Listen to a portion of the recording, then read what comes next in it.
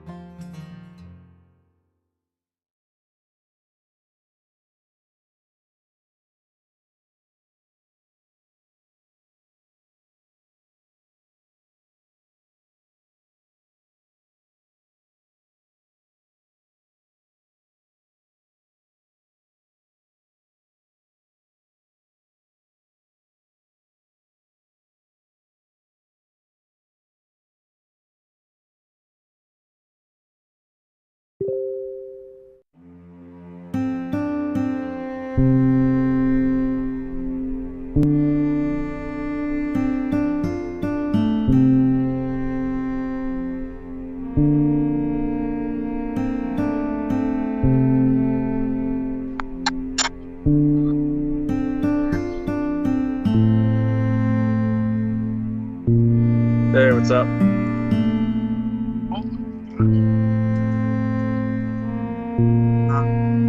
like your avatar. Thank you.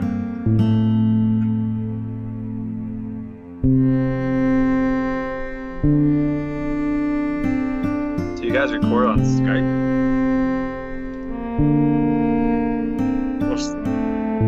Well, StreamYard, but I thought you guys were doing it live. How the hell do you do it from here? How do you do it live from Skype?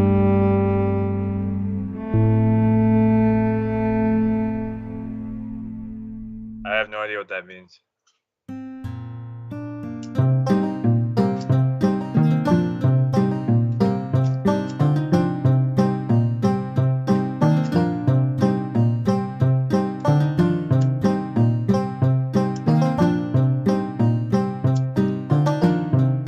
I see. I just use StreamYard. I just use StreamYard. Yeah, it's super easy.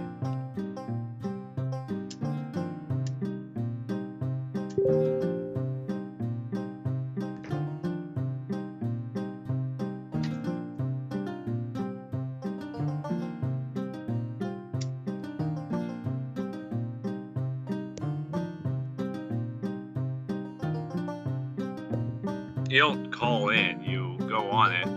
You send a link to whoever you want to join, and then it automatically uploads it live to YouTube. You could also have it on multiple platforms at once. It's super easy. Super easy.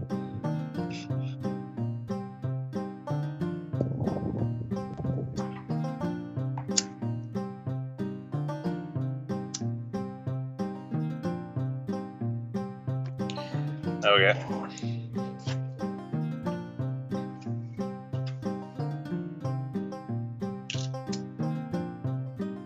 Try to light a cigar, but the wind keeps stomping me. It's pissing me off.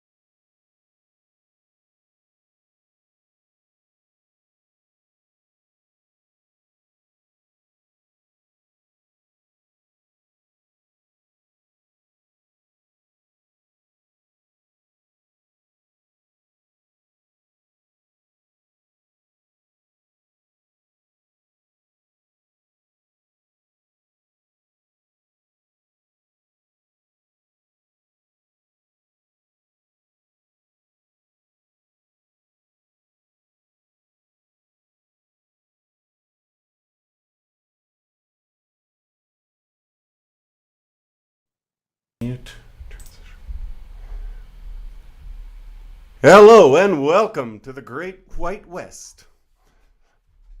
I'm NPNP.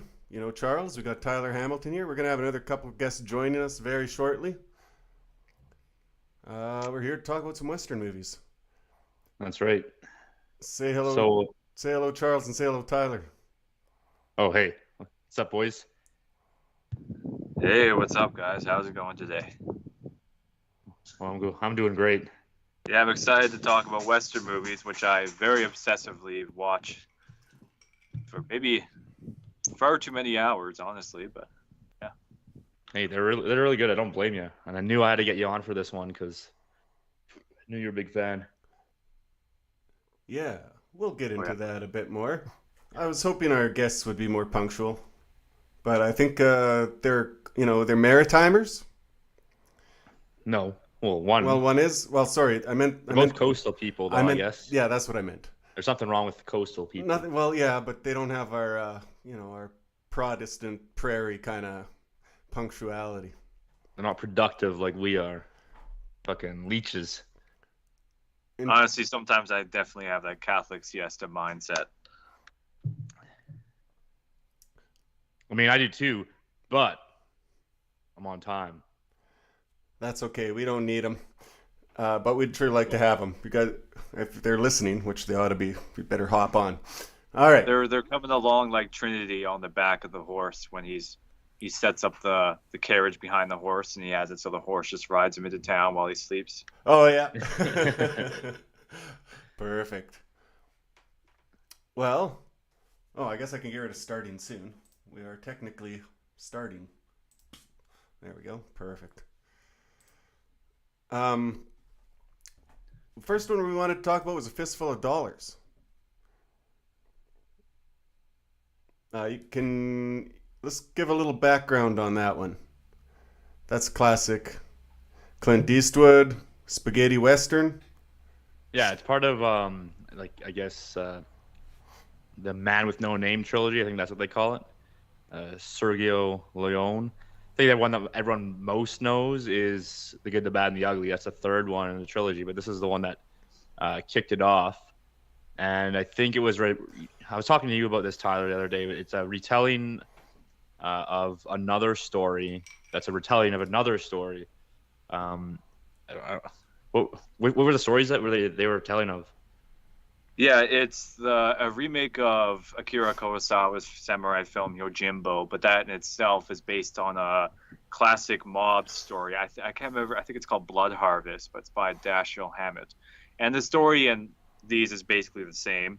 You find this also in a lot of other spaghetti westerns. The original Django had this story, and then even later Star Wars ripoff movies like Battle Beyond the Stars had the same idea, where a stranger enters into town and plays off two gangs against each other to free the people. And that's a bit of a perennial story in the 20th century. But Fistful of Dollars and Yojimbo, I would say, definitely did it the best. Fistful of Dollars was real solid. Like, I think the one that everyone like I said, everyone talks about is Good, Bad, and the Ugly. But this one really dialed in on that sort of like individualistic, like cunning problem solver, going off on his own and making moves. Yeah, and he's just really cool. Like that's all I can say is Clint Eastwood, his character, real cool. He is. I just want to say that's not the only one based off a Japanese samurai movie either. The Magnificent Seven is like, what's the Seven Samurai? Seven Samurai. Yeah, that's identical, like point for point plot wise. I guess there's probably more, but those are the two I can think of anyway.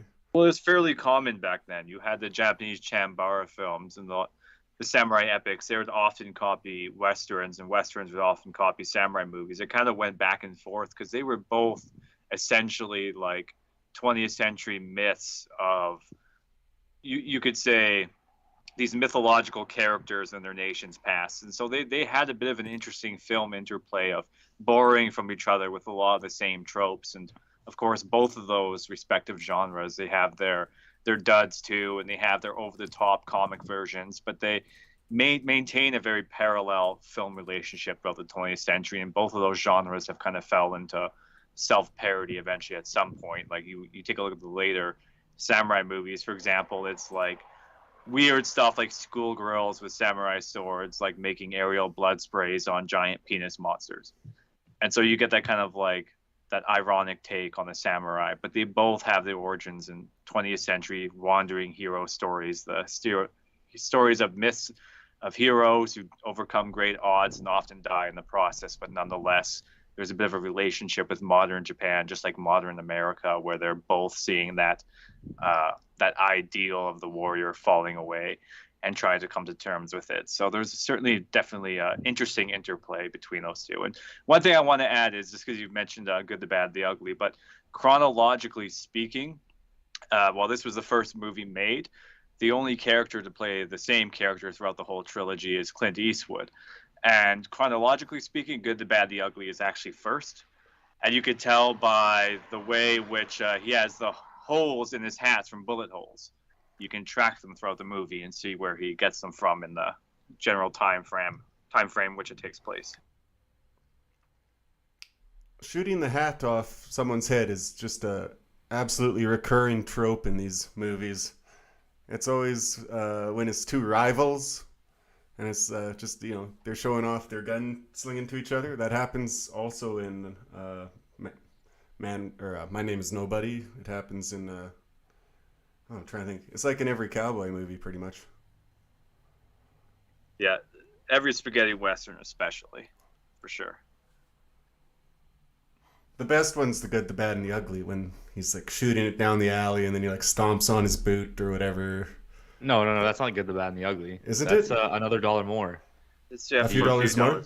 If you for a few dollars more, he meets Lee Van Cleef in the alleyway, That's right. and then he just keeps shooting it off. Right. And then Lee returns the favor by shooting off and then shooting in the air.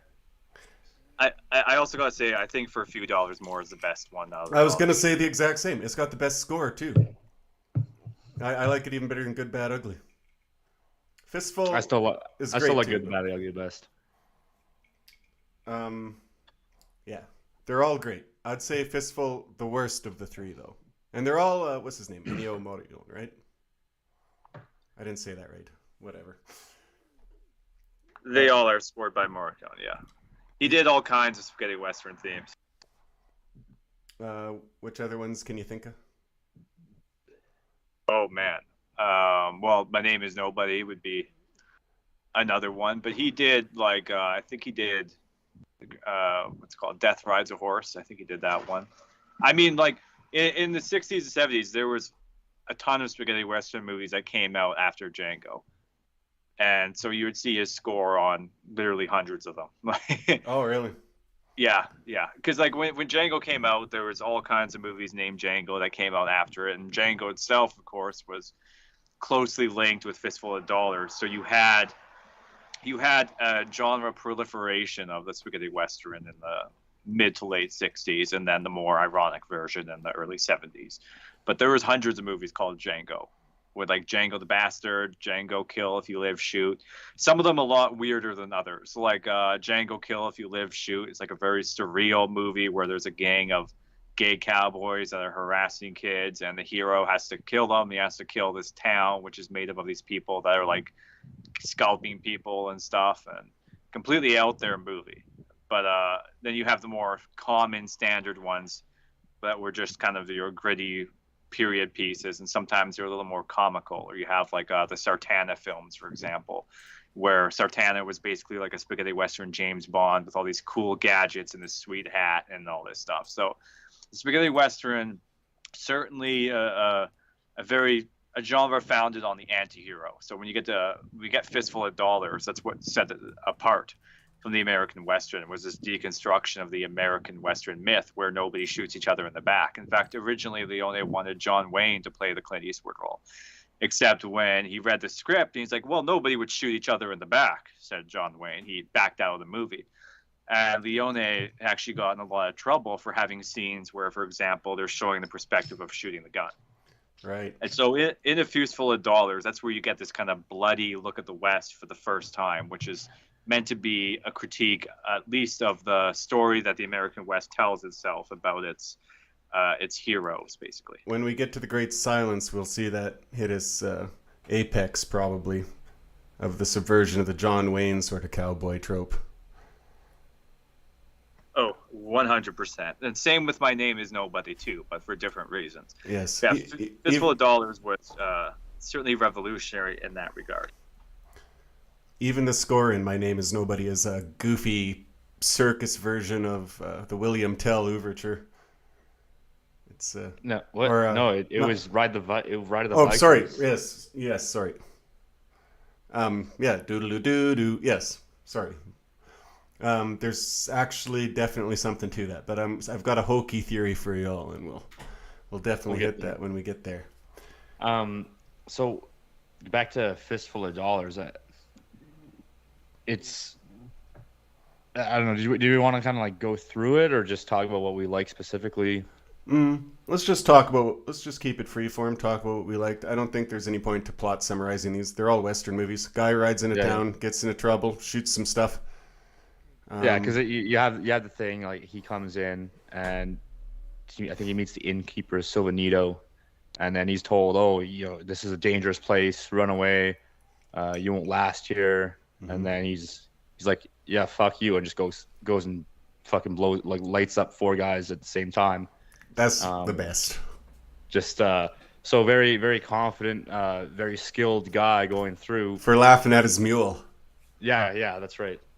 And then he does the thing. He goes through. He picks up information about the town, and he's infiltrate. There's 2 gangs, right, warring over the town, and so, like you said, he wants to play them off of each other, and he puts himself in a real good position from the start. And there's this sort of confidence about the way that he does everything, and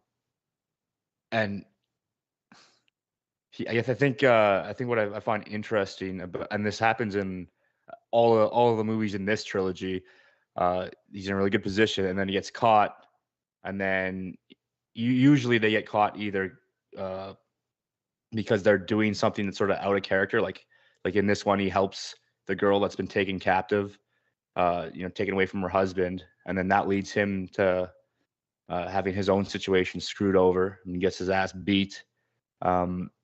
And then he pulls himself out of that situation. So there's that, the kind of anti-hero. Like he's willing to be underhanded, but then he still goes out of his way to help the less fortunate.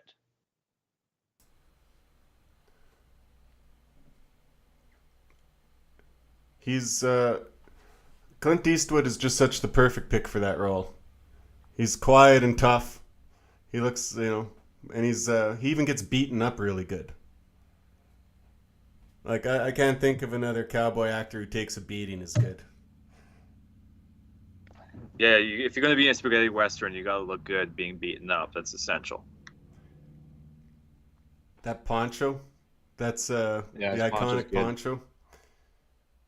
I like the little trick he pulled on them too, where he finds out where the gold, the bandits trying to take the gold away from the military, and he goes and he pulls the dead bodies, hides them in the graveyard. They think they've killed everyone, and then he tips off both gangs that there's this lead they have. The one gang needs to clear out the evidence that they stole the gold. The other gang wants to use that to implicate the gang that stole the gold, and get the military after them, and sets up that whole firefight over the graveyard. Both of them think the dead bodies in the graveyard are alive, and then the whole time they've just been lying there dead. There's a thematically identical scene in Nobody, when they're in the fun house and the skeleton keeps popping up.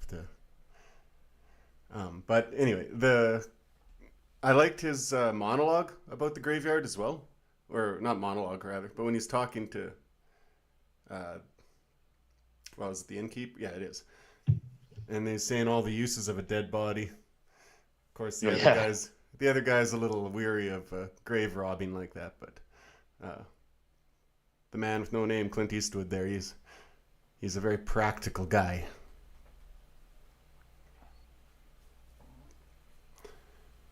And the one thing, speaking on the brutality thing, like they really had no qualms with just showing people get absolutely destroyed. Because the one gang, I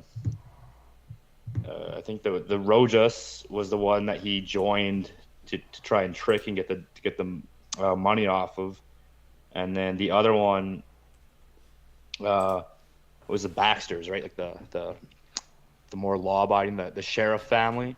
Mm-hmm. And once the Rojos thought that the Baxters were the ones playing the game with them, they just went all in, like blew their place up, burned them alive, executed them as they tried to surrender. There's absolutely nothing held back in that scene there. Yeah, that's one of the unique hallmarks of it. I mean, in the early 50s up until the late 50s, you did actually have revisionist American westerns, which were inspired by film noir movies like Day of the Outlaw and stuff. And some of those actually had some pretty brutal rape scenes in them, a lot of brutal killing scenes in them. But they didn't quite reach the level of visceral intensity and showing it quite in your face as much. It was more implied, although there are some pretty nasty scenes in those movies.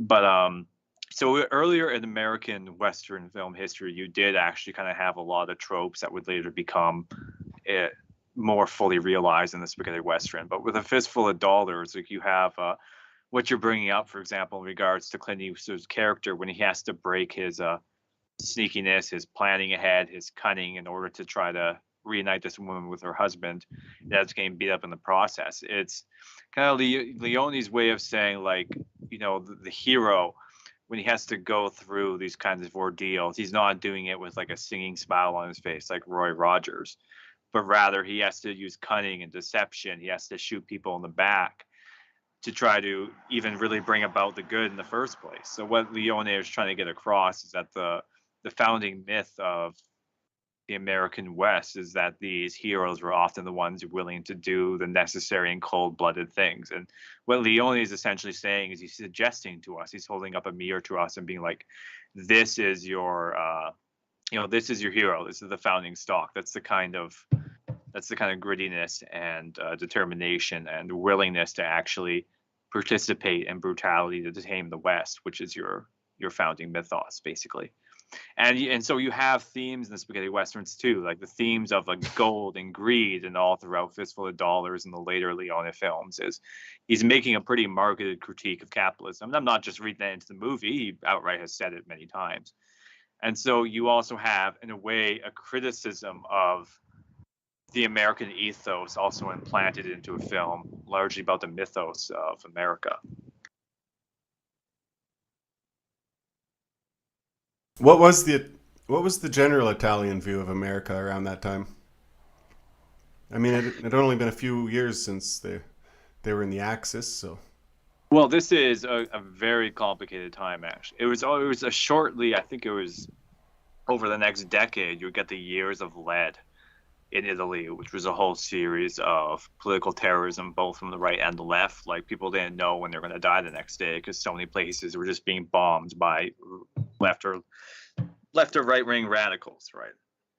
But so a lot of the filmmaking, specifically in the spaghetti Western, was in some ways left or right-leaning critiques of America was what they were at the heart.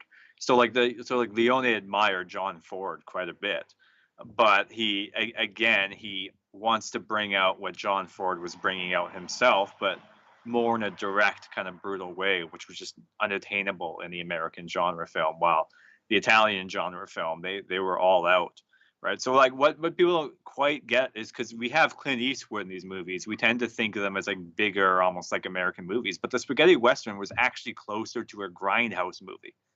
Most of them played in grindhouse theaters. They were exploitation movies. The spaghetti Western was taking tropes of the American film and jacking it up by 10. And just like they did with horror movies, crime thrillers, the mafia movies.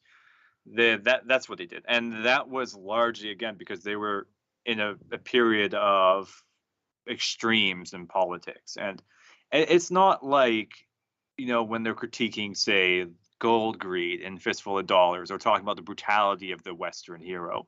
They're not doing like a deconstruction thing where it's like, this is all purely negative. Rather, there's a fascination with the hero who tries to bring about the good, but has to resort to these cunning methods and playing people off against each other. And often these things involve a lot of brutal outcomes. And it's not so much like this is therefore bad, but rather it's a fascination of trying to take an honest look. And so it's never fully positive, but never fully negative either. So it's not like a 60s hippie kind of critique of America, you could think. And so like a lot of the Italian spaghetti westerns directors, they were Marxists or they were leftists, but they also had a fascination with the American spirit, you could say. And they often themselves hated hippies and they hated drugs. So yeah, it's an interesting cultural phenomenon, the spaghetti western, especially because it relies so much on the heroic mythos of the American West in order to tell its story, and a lot of them do it in quite a way in which these characters are clearly heroes, right? They overcome all odds. They have these really cool theme songs, often not just like the Morricone ones, but the ones that are sung, right, in these grandiose operatic Italian voices to accompany them. And the spaghetti western, I think, is endlessly fascinating for this reason.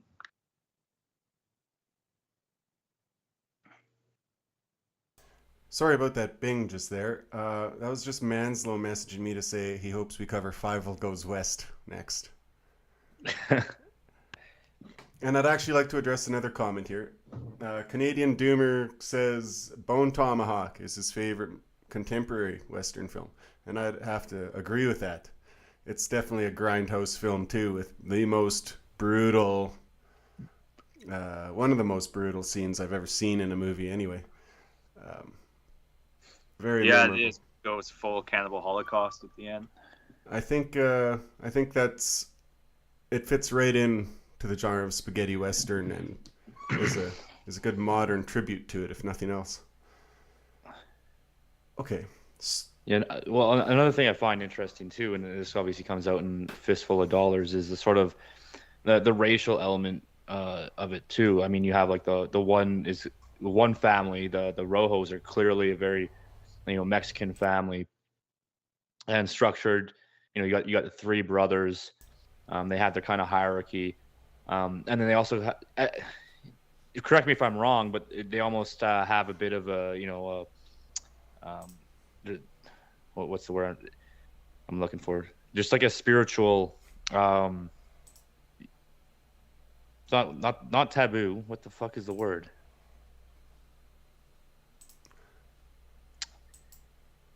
I can't superstition. say Superstition. There we go. Yeah. Because when he comes back for his revenge after he sneaks out of the place after getting beaten up, he goes in the coffin to sneak out, and he hides away in a cave, and he builds his metal breastplate, and the one brother takes his shot, and he's known to always hit the heart, and like always, it's a guaranteed kill.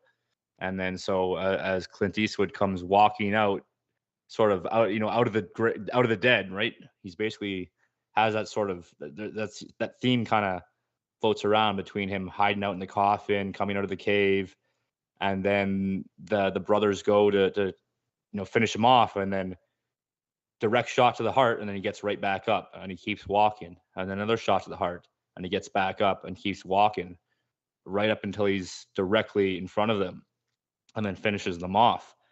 And so there's a sort of like a superstitious element there, where they don't really realize what's happening. He's kind of escaped death and come back to them, and spook them completely. They go from very confident, very sure of their skills. They've just defeated the entire other gang, and now they come face to face with death in a way. So I found that whole final scene very.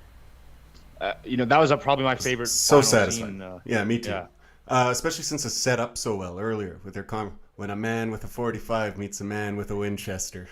Yeah. Yeah, exactly. So it's set up so good. The Mexican villain is far from unheard of in the Western. You also sometimes get the Indian. You get the rival gang. Sometimes it's a corrupt sheriff. The corrupt banker comes in a lot.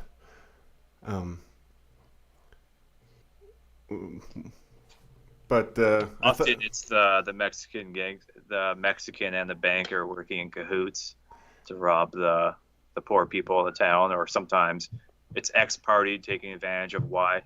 Most spaghetti westerns, you don't really get much Indians as villains. They're kind of absent from that subgenre. Yeah, I noticed that. They're so omnipresent in the John Wayne movies, but then they mostly disappear. But yeah, they're kind of like side characters that kind of float in and out of the scenes. Or like in the Wild Bunch, just there's like the more primitive villagers versus the like industrialized like codified army guys. I liked in Longriders where that movie was 1970, but a common 1970 villain was the like Puerto Rican gang member. So in the Longriders, they just subbed in a Puerto Rican gang member for an Indian. Wait, wasn't the Longriders later than that? Wait. That was one. That was a Jesse James one, wasn't it? Yeah. Is that 80 or 70? No, it's 70. I thought that was 80. Oh man. I'm pretty sure you had this. I did. But I might have done a double swap in my head. I'll look it up extremely quickly. I'm sorry. Regardless, it is 1980. Yeah, I just checked. Good. My joke holds up even better then. Good.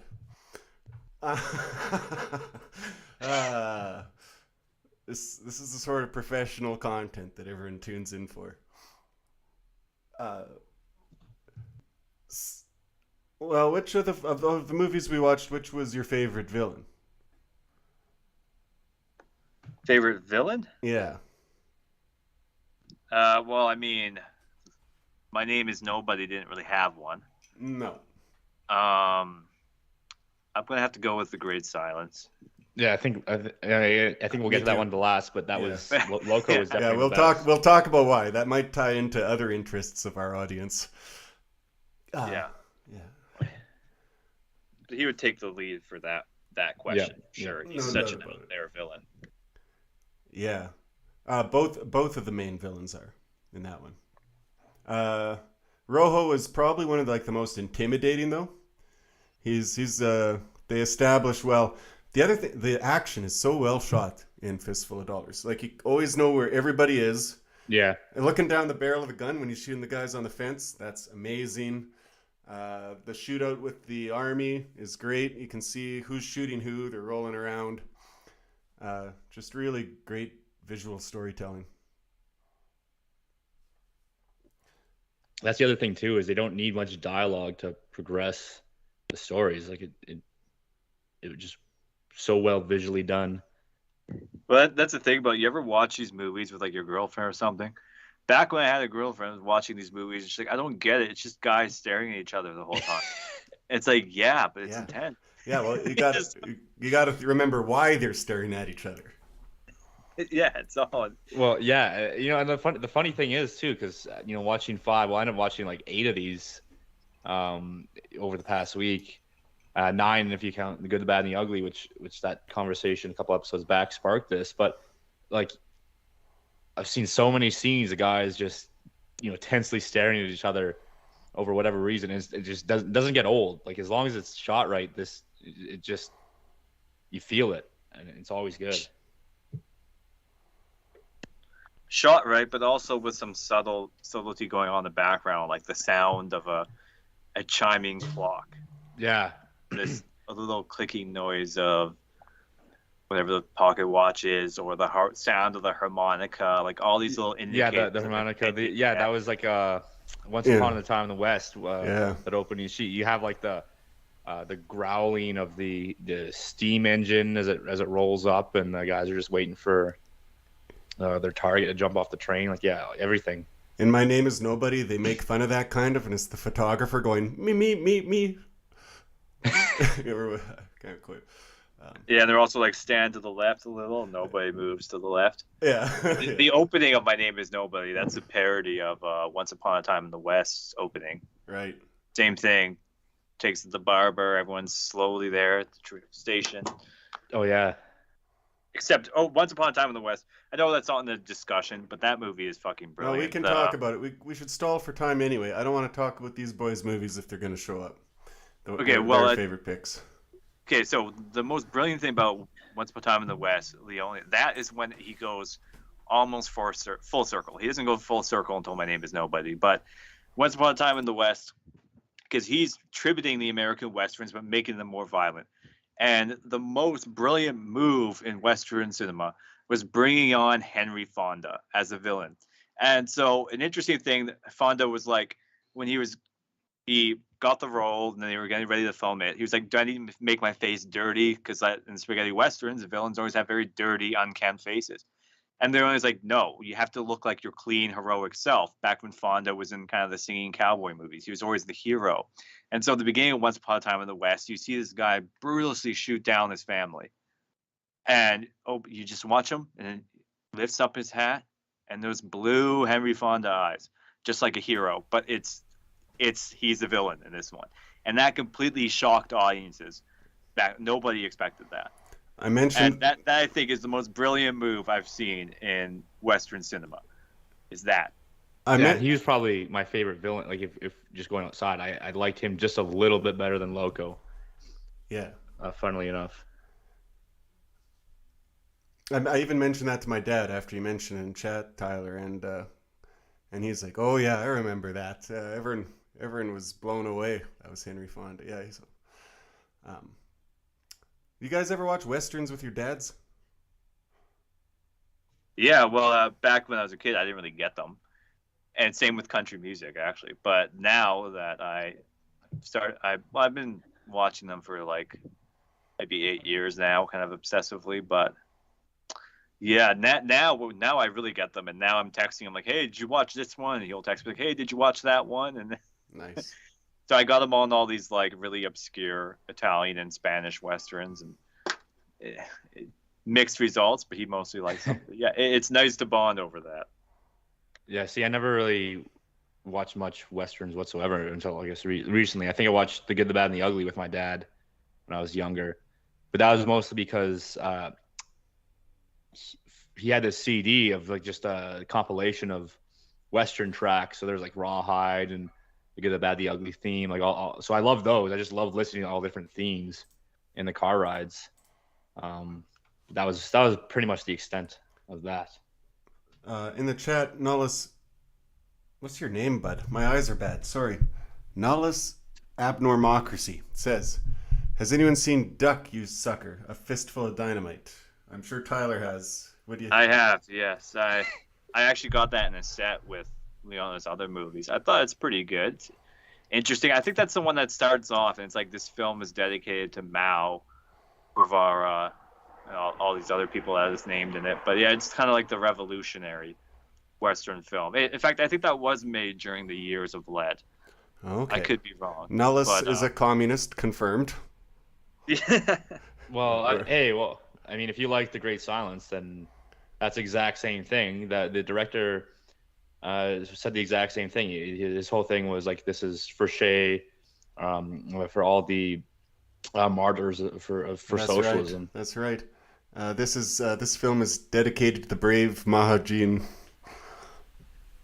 But you were talking about soundtracks though, because Yeah. the Morricone soundtracks, but also in spaghetti westerns, you get this operatic soundtracks, kind of like with the original Django movie. But have you guys ever seen Keoma? No. Okay, Keoma is with Franco Nero as well, and it's a spaghetti western version of The Seventh Seal. And so instead of death falling around, like kind of like he's presented in Seventh Seal, it's this ghost of a woman, and he's this half-breed trying to get revenge for his family. And then there's this really weird, super low man voice and this really high-pitched woman voice that's singing the whole story back and forth at intervals in the movie. And the way it's kind of cheesy, but in a way it also kind of makes the hair stand on your head. It's all these like Seven Seal themes of existentialism and death in this violent spaghetti western opera. That sounds awesome. I was just Yeah, listening to the David Koresh story too, so I It, got to that, figure out what's up with these seven seals. that almost sounds like King Diamond kind of thing. You know, he sings all of his songs, like he'll sing the ghosts, and then yeah, he'll but I like mean, sing. it sounds more bizarre than King Diamond. Like More bizarre than King Diamond, really. dude, the guy's low voice kind of sounds like he's burping. Like it's weird. It's hard to explain. Just you got to look it up. Well, I but- mean, yeah, I mean, I can imagine. I've heard a lot of different strange vocal sounds in my ears. So, Yeah, or maybe like a really gruzzled drunk. That's what it sounds like. But that's honestly a good way to describe spaghetti westerns themselves. They're a spectacle. They're an opera of violence. I think that's a good way to describe them. Yeah, they wouldn't be anything without the violence. There's not much in the way of love interests, excluding the odd widow or whore. But, I mean, actually, The Great Silence had what I'd call probably the most, let's say, romantic scene I've seen in a Western probably ever. She's a quadroon, so it's a little, it's a little against the rules there, but it was tastefully shot.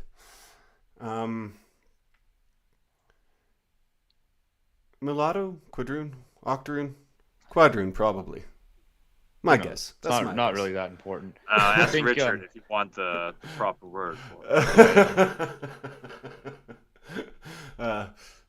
That's something interesting though, because you kind of have these guys, a lot of these characters that could, easily get women, and there's actually scenes in many of these shows where, the females are attracted to them everywhere they go. They get eyes on them, and they kind of just they just walk past. They're not really concerned. They got bigger goals in mind. I mean, there's the more realistic ones, you could say, like the Longriders and the Wild Bunch, Yeah. it's hey, we got our money, we got our loot, let's go have our fun. Mm-hmm.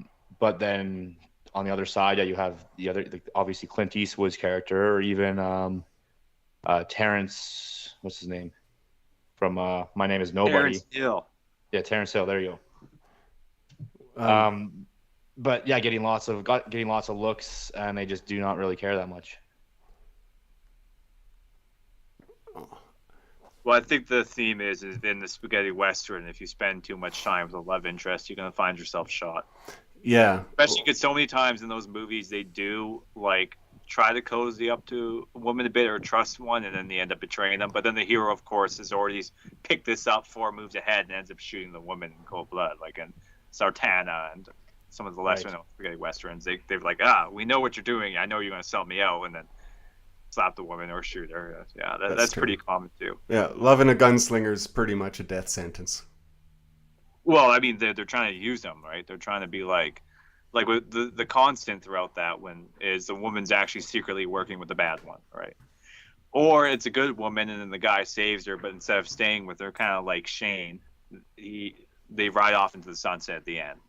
Like they're mythical heroes. They go from one town to the other. They're the ones that built the West. They're not the heroes that we have stories that you could be like, and then he lived happily ever after. They're supposed to be these kind of ghostly figures, and some of those movies take that all the way, right? Like you look at Django the Bastard, kind of which High Plains Drifter did in the 80s too. Was Django the Bastard's like this ghost of a Civil War soldier who was betrayed by his troops or whatever. I can't quite remember. It's been a while since I watched this one.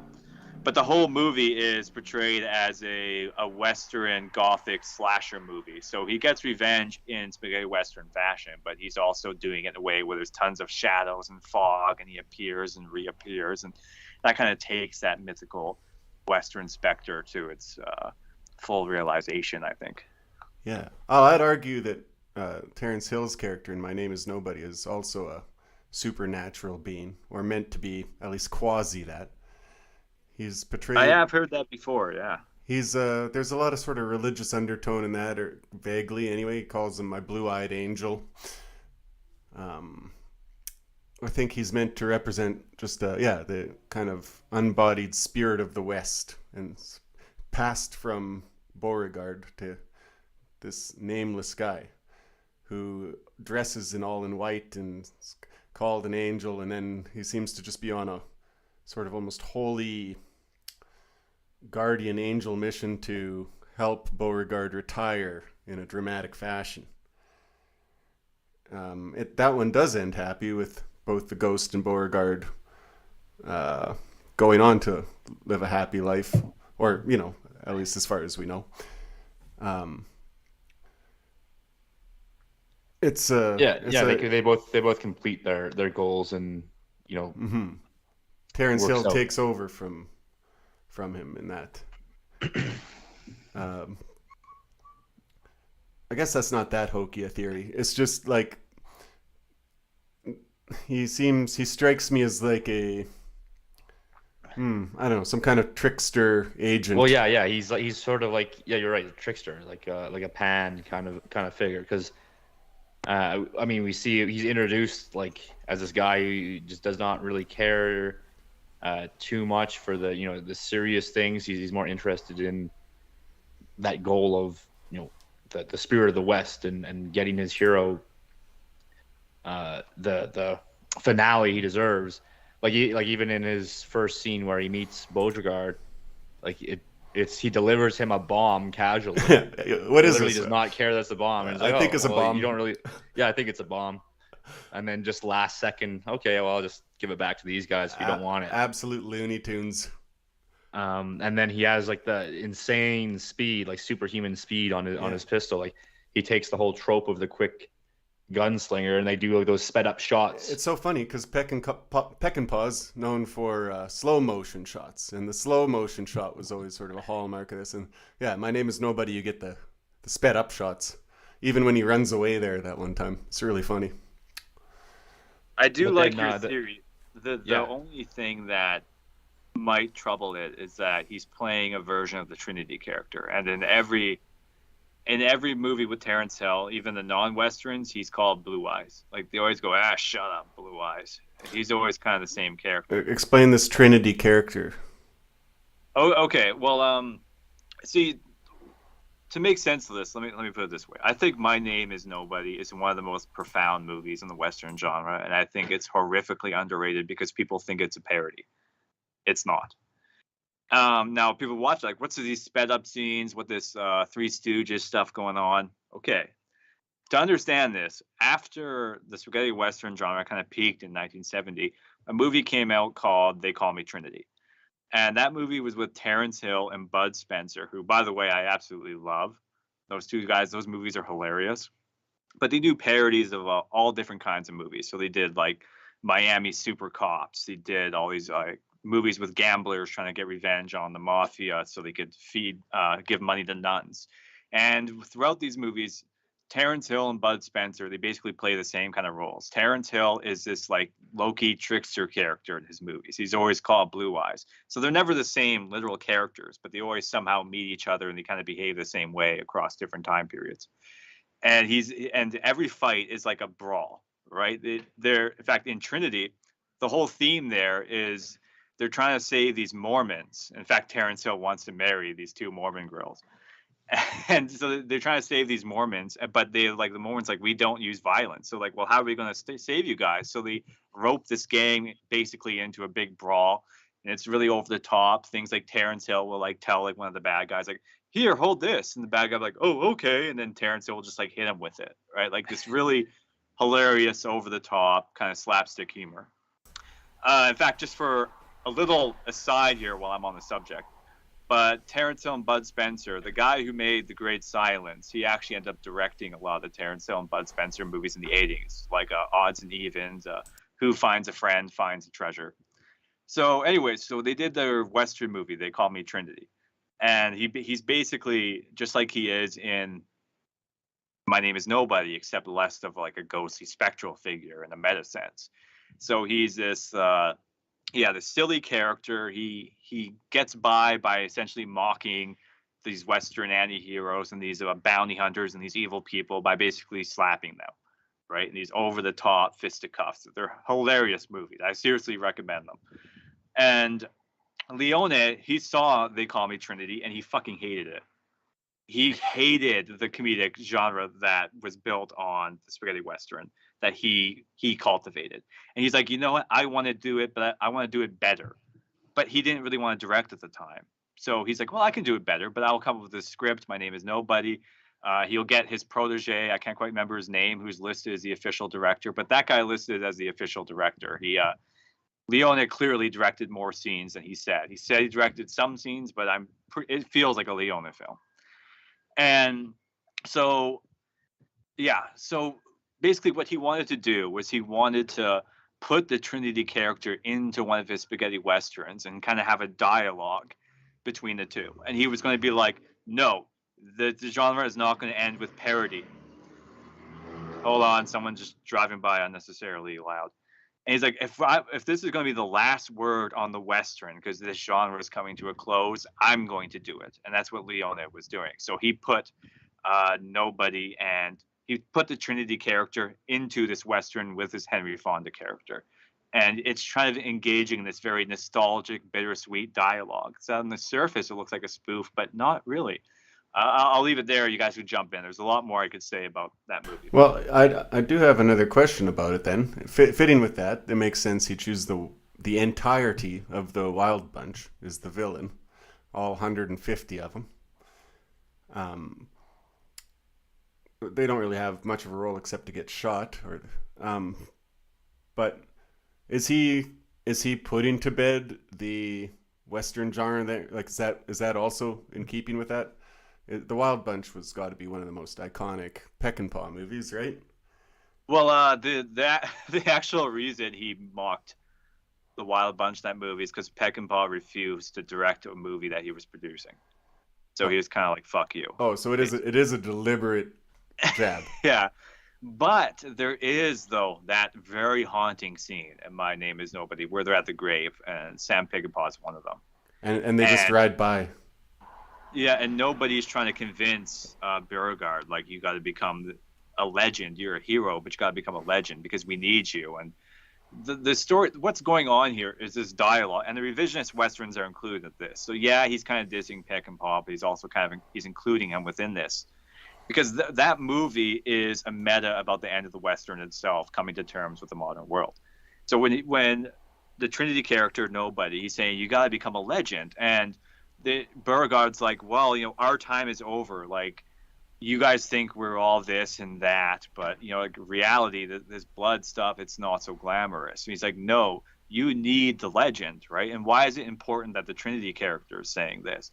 Because he is supposed to be like this parody of the genre, but he himself, this parody, is the one yearning for that goodness of the heroic character in the Western. You need the funny Trinity character to be like, look, I looked up to you. I'm the new generation. I'm the one inhabiting this kind of topsy-turvy time we're living in, this ironic parody.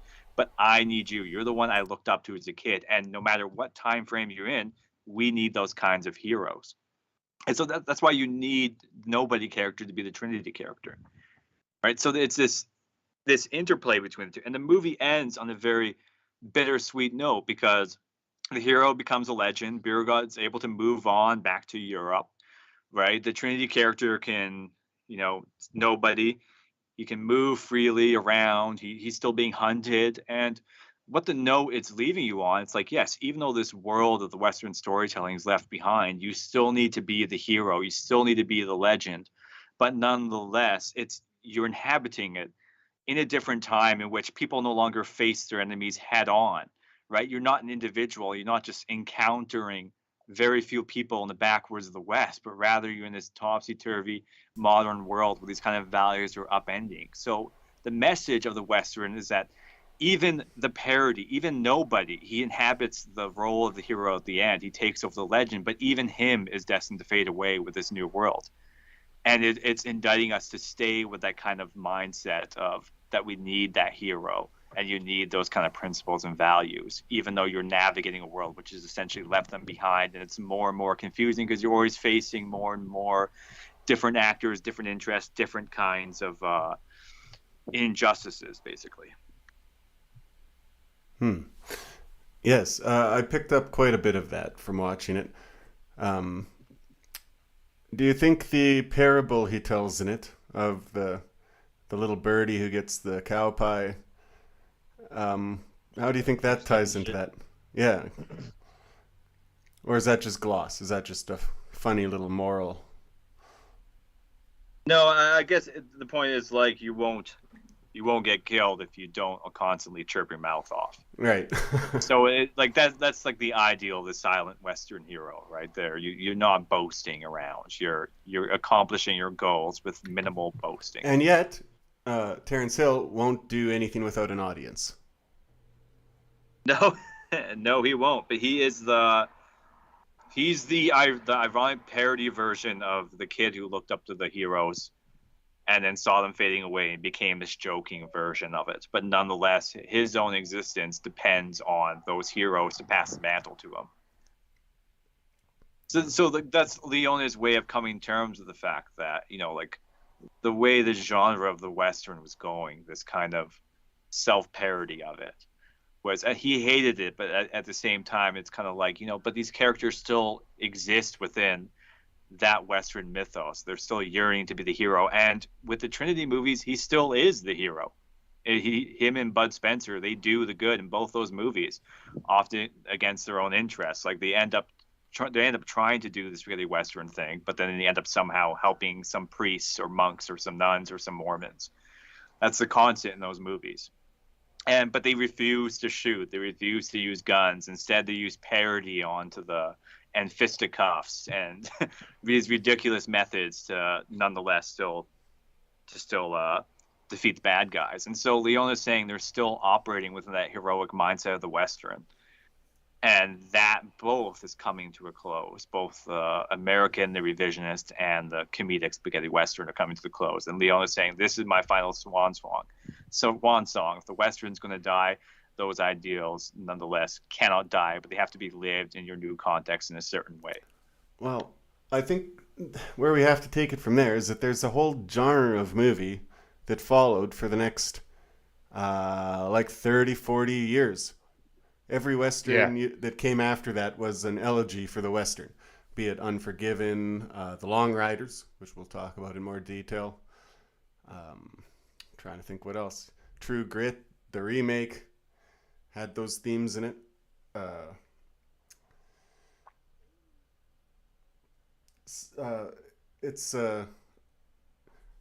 It makes sense. The Western, even in the early ones, was already an elegy for the Western.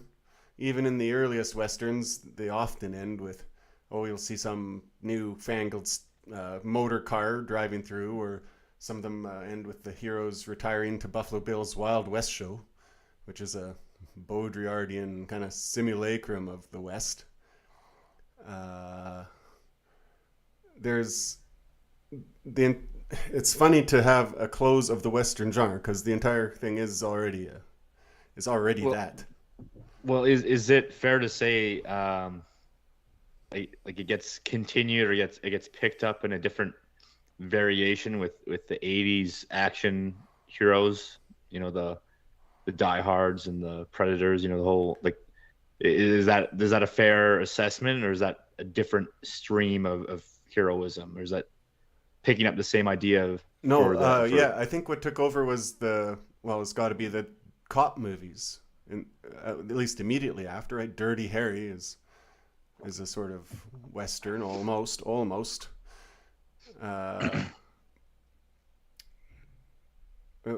I think it was all cop movies for a while, if I'm not mistaken. And then lots of cop movies. The Western was basically faded out in the 80s, aside from some minor films like Charles Bronson and Breakheart Pass and that kind of stuff. But most of it was well out of favor at that point. And you also see sci-fi pick it up eventually. Firefly, not my favorite kind of thing, but it's definitely trying to do that. The Mandalorian, more recently, is a Western. And, well, I can't think of any others off the top of my head, but every genre that the archetypes in there Why was it so strong in the Western? Is it this idea of the lawless, borderless, like endless horizon? It's the proper venue for that kind of thing because it is so much open space. Yeah, well, what better place for a man to realize his heroic self than in an untamed land filled with people trying to shoot you in the back and trying to get your gold and this lawless place, right? That the Western is the perfect example. It's the perfect setting for that. Oh, this is also outside of our normal thing. But did you guys see the Ballad of Buster Scruggs? Yes. No. It's a Coen Brothers. What would you call it? Pastiche. Making fun of the old singing cowboy movies and other things, and ends up being a meditation on death and on the gold miner one stands out always to me, where he comes across the absolute most virginal valley, like the most pastoral, perfect, untouched by man valley ever, and brings death and greed and murder into it.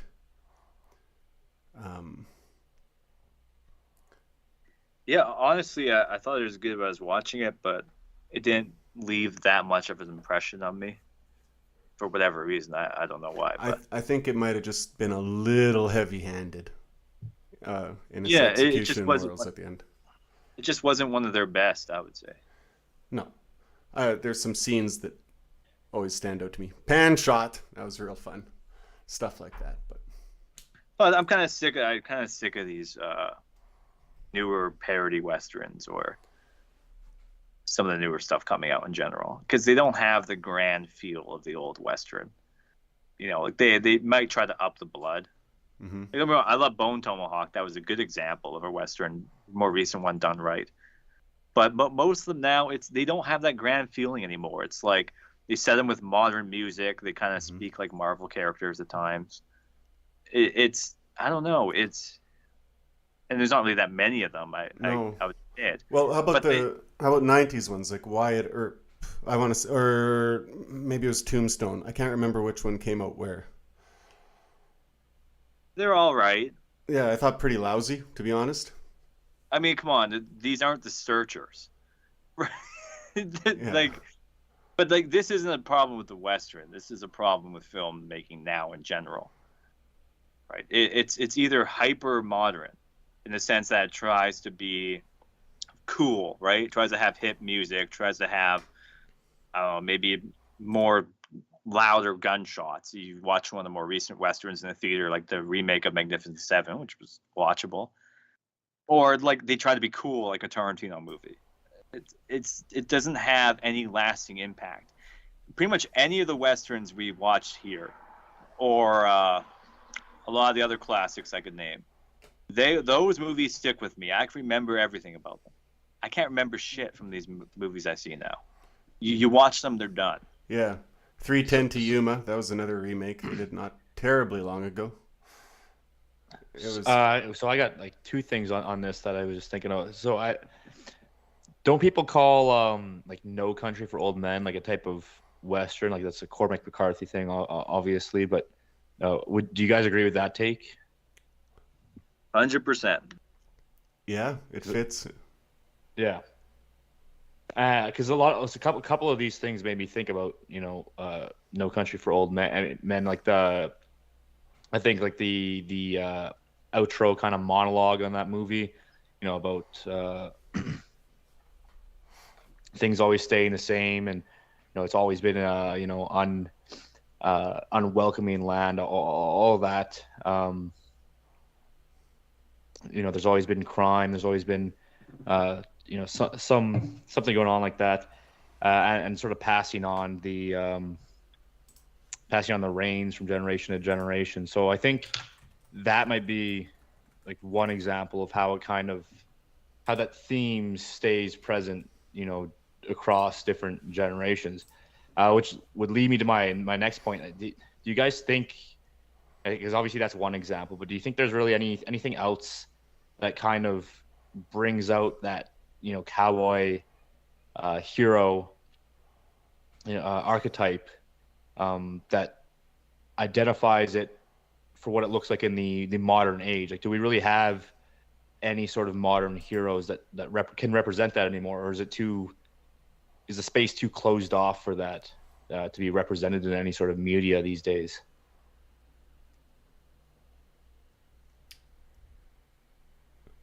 Nothing's popping to mind, but is certainly due for it.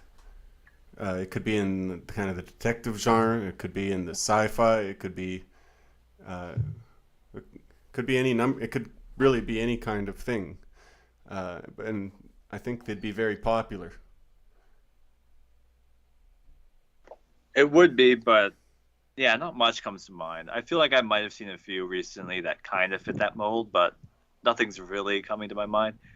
But again, I think this is more a problem with filmmaking now in general. I mean, not to do this subject to death, but when you have Disney buying out all these movie screens and theaters and penalizing theaters if they don't show like 100 versions of Marvel on one theater, then most okay, I'll say it and mean it. Most real filmmaking just isn't done. Yeah, there's indie filmmakers and stuff, but their films don't really get shown. Right? It's so marketized. It's so just like, how many silly one-liners and pandering can you put in a movie? Yes. There's very little filmmaking being done now in general. We've had the de-evolutionary portion of and this deconstruction of filmmaking, but it hasn't had like that hipster indie revival yet.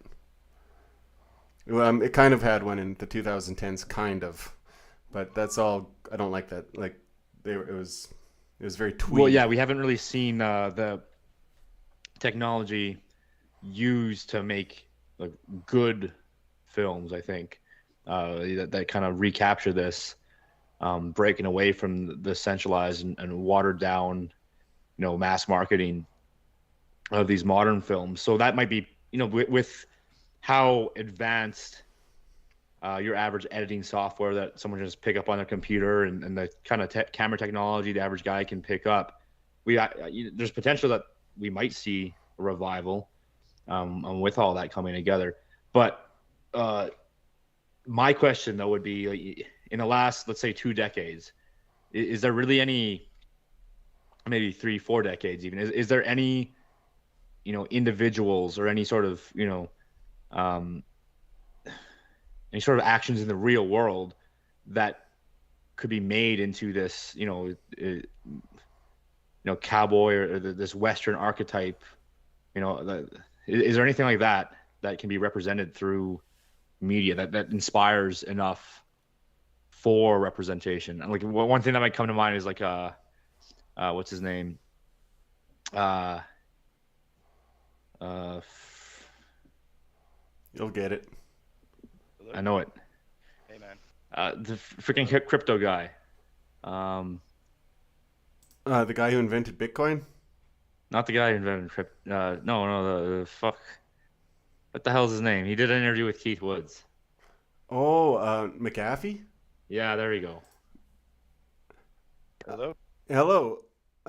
We've got Eald here, I think. Hey. Hey, you're a bit quiet. Can you turn up your mic? Here, let me check this.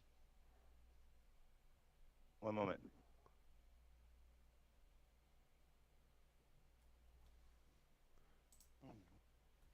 All right.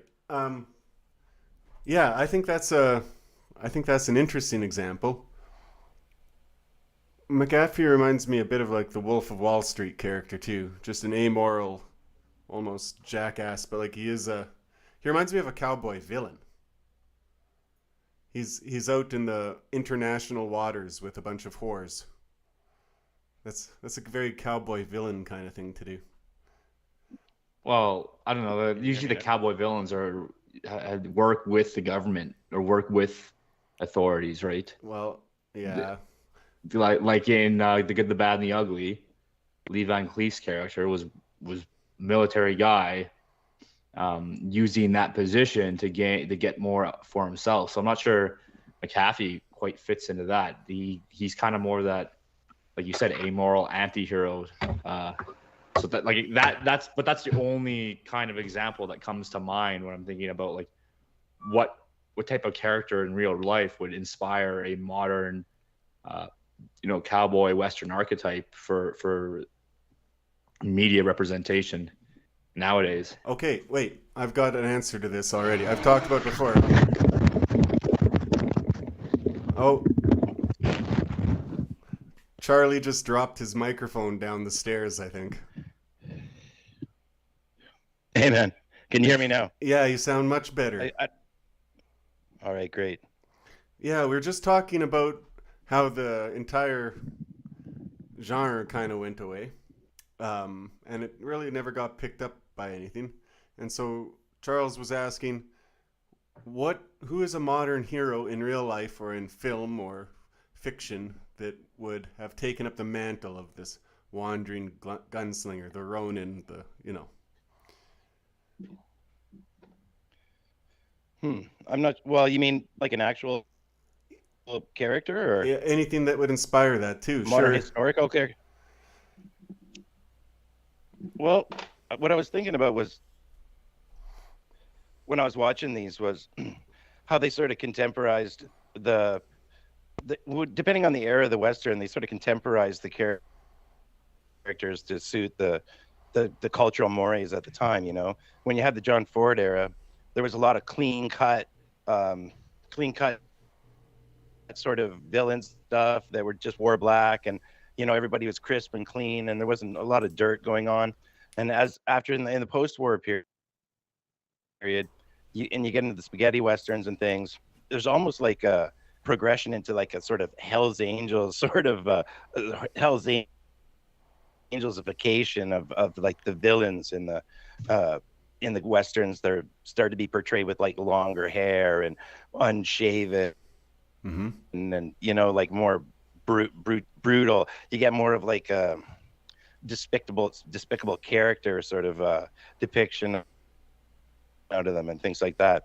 I think like in the depictions that have evolved, it sort of reflects the social mores of the time. So I mean, I couldn't even really think of like who would be you could characterize as sort of like a wandering, maybe a John McAfee, but he's more of a sea pirate. That's just what Charles said. Yeah, that's exactly You what- were listening. yeah. You must have been. No, I didn't hear that. Holy moly. Okay. That's good. You guys are on the same wavelength. So, okay. Why you say more like a pirate? I was saying he reminded me more of a Well, villain. the thing is, the thing to me is we've run out of frontier, and so John McAfee sort of took the frontier to the rest of the world. Charles? Yeah. Well, I mean, that's kind of what I was saying. That's what I was asking. Is there any space left to create like a modern Western hero type, or is that space gone? Are we too enclosed to make that happen anymore? So I think McAfee seemed to be the only one that kind of did that. I mean, look how much work and resources and intellect you need to make it happen now, where you can kind of just be this border roaming pirate type that kind of evades all governments, but the eyes are on you everywhere you go, and that's not reflected in that Western era. And I think McAfee's a good pick, almost not quite there, but he hints at the probable solution to this that I think I've said before on the show. But the guy who invented Metasploit, his name's is it H.D. Cooper, and he's a hacker who invented a piece of software that almost brings hacking available to everyone, and he kind of played the government and black hat hackers off each other a bit. He managed to keep himself private enough and to make a little money off it and to make it a useful utility. But if you read his story, he's almost like He'd be one of the first Ronin of the internet, you could say. So maybe hacking, and maybe like there'll be a hacking genre. It's complete fiction, of course, but it would at least give a new frontier. Maybe a what? Sorry? Maybe Elon Musk is sort of like a cross between a Batman and a cowboy. Yeah, it's hard to know what to make of him, but you could be right. He makes it to Mars, he's going to expand an entirely new frontier, an entire planet, the final frontier. Okay, if he makes it to Mars, he'll be something entirely beyond a cowboy kind of hero. But yeah, that would definitely... Space cowboy. Yeah. Martian cowboys absolutely sounds like a 80s or like early 90s movie. Oh, that reminds me. I was going to put Wild Wild West as my choice for the Western movie. With Will Smith. Truly a modern classic. Sounds great. Have you ever seen that, Charles? No. Yeah, don't bother. I wasn't going to. I'm sure. Yeah, Will Smith brings to. Sorry, I didn't mean to. No, go. Will Smith brings his hell nah form of acting to pretty much every genre he goes to. It's like robots, hell nah. Giant mechanical spiders, hell nah. Zombies, hell nah. It's like it's a brand new school of acting. The hell nah school of acting. Well, it's really good, really revolutionary. Yeah, he's made tens of millions of dollars doing that. Insane. So now that you're here, let's talk about the Longriders. That was your pick. Tell us why you picked it. Well, it was sort of more of a sentimental pick than anything. I mean, in terms of like the whole canon of westerns, I don't think it's an especially astounding movie. Although Walter Hill, he tried to bring like a really sort of a different take on the violence to it. Like he sort of tried to do what they did with The Getaway, sort of to westerns. Whether he succeeded or not is an entirely different question. But there's a lot of slow motion. Especially in the final battles there, where they're like getting gunned down. Yeah. And falling off their horses. I read an interview there, and he said he was trying to make it into a nightmare with that horse screaming and the slow-mo and the guy falling forever from that roof. And it kind of worked. I thought it was pulled off.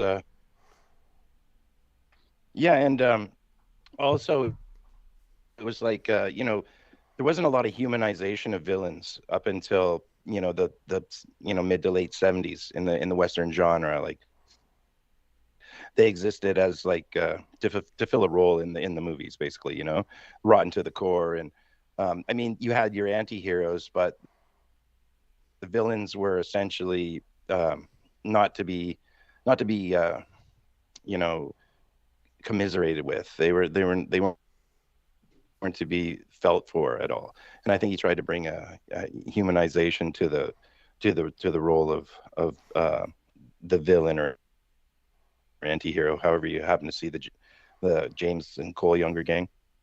And it wasn't at all historically accurate representation of those events either. He took a lot of artistic license with that.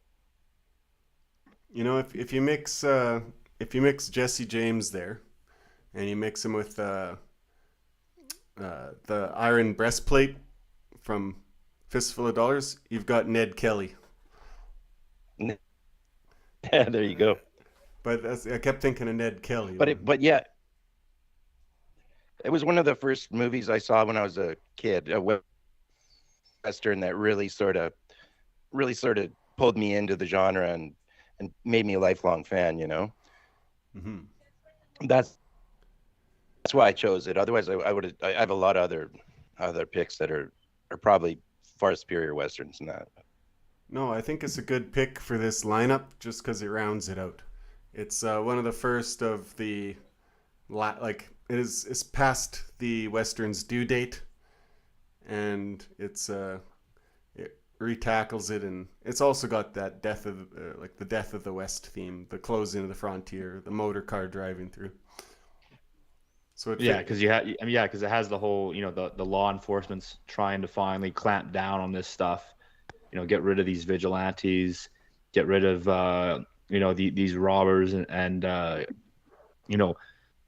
there's a whole aspect of, you have the families of the gangs hiding them from law enforcement, and them trying to get around this and assert more control so that they can dial it in, and clamp it all down, roll it all up, have that government control secured. Mm-hmm. So with that coming into play, that's where we see the ability to be that frontiersman, closing out for those Western hero types. Interesting note, the Pinkerton Detective Agency is still around. They still do government security. There's still a bunch of assholes, from what I can tell. Still as lousy as ever. Actually, I think they'd be a safe place. Are they publicly traded? If I could park money on them, I would. I think private security is going to come back in a big way. It's funny. I think the Pinkertons You go. Oh, I was just going to say that, you say, like, a lot of these Westerns we picked here do represent the end of an era, right? The Longriders was sort of the end of the train robbery era. The Wild Bunch was sort of, a closeout for the border frontier. You've got the Great Silence was like the Reconstruction era and the end of the antebellum South. My Name is Nobody. The whole theme revolves around the end of one gunslinging era and mm-hmm. and the Western movie itself, I guess, as we were just discussing. The way they allude to it. Mm-hmm. Yeah, and the Longriders kind of closes out an era of Western filmmaking as well, right? I mean, we went from everywhere, all the way from 1964 with Fistful of Dollars, all the way to 80 with Longriders, and then I was a teenager in the 80s, and you got a lot of buddy type Western films, right? You'd have like things like Young Guns. You'd have things like Silverado, Wyatt Earp. And exactly, like just a lot of, they tried to turn it into more of a formula type of filmmaking, like 48 Hours or that sort of thing. Good point. Oh, and another one we should mention, because we're Canadian, Wagons East, starring John Candy. Just what a lot of people would call a god-awful Western parody with no redeeming qualities, but it still made me laugh my head off as a kid. And what's that one with Sharon Stone and Gene Hackman and all that? It wasn't really a buddy one. No. But it was a really commercial bubblegum style one. Yeah. I'm gonna look that up. You keep talking about stuff. Well, let Charles jump in here. Yeah, I mean, I don't really have much else on this movie. The scene with that the movie ended off. Well, it didn't end off, but the final robbery scene was very much similar to the opening robbery scene in the Wild Bunch. I'm assuming were playing homage to that. You're in the bank, the robbery goes wrong, the town was expecting you. The whole town was set up to stop the notorious bandits from getting away with another robbery, and shutting down your what was supposed to be your last ride out. So just stick to the plan, Arthur. We're going to Tahiti. Yeah. Very much so. The movie it's funny was The Quick and the because Dead. The god-awful, horrible movie, The Quick and the Dead. Yeah, there you go. Do not watch. Well, Walter Peckinpah was really into Walter Hill was really into Sam Peckinpah, and so he was sort of like the end of that genre of directors. I mean, there's a few standout westerns here and there, but after 1980, obviously like Unforgiven, there's some really fantastic ones that have come out since then. But in terms of like just a continuum, like where you can like study westerns as a progression, sort of ends around the Longriders, if you ask me. I mean, maybe I could be off base there. No, I think you're on base. And you go. So we're talking about we're talking about the Wild Bunch right now. Yeah, we can. Is that? Yeah. No, go hard at it. No, which Well, which one did you open with? I kind of missed the beginning of the call there. No problem. We kind of covered Fistful of Dollars and My Name Is Nobody in some decent detail. Okay. How late was I to this call? About an hour, but no harm because it gets to be a lot of guys anyway. So, Tyler's off feeding his kid. It's a good time anyway. He'll be back. Sorry, what were you gonna say? Guys told me 5. You told me 5 Pacific Standard Time, you son of a bitch. I told you 4 Pacific Standard Time. It's right in the pinned message.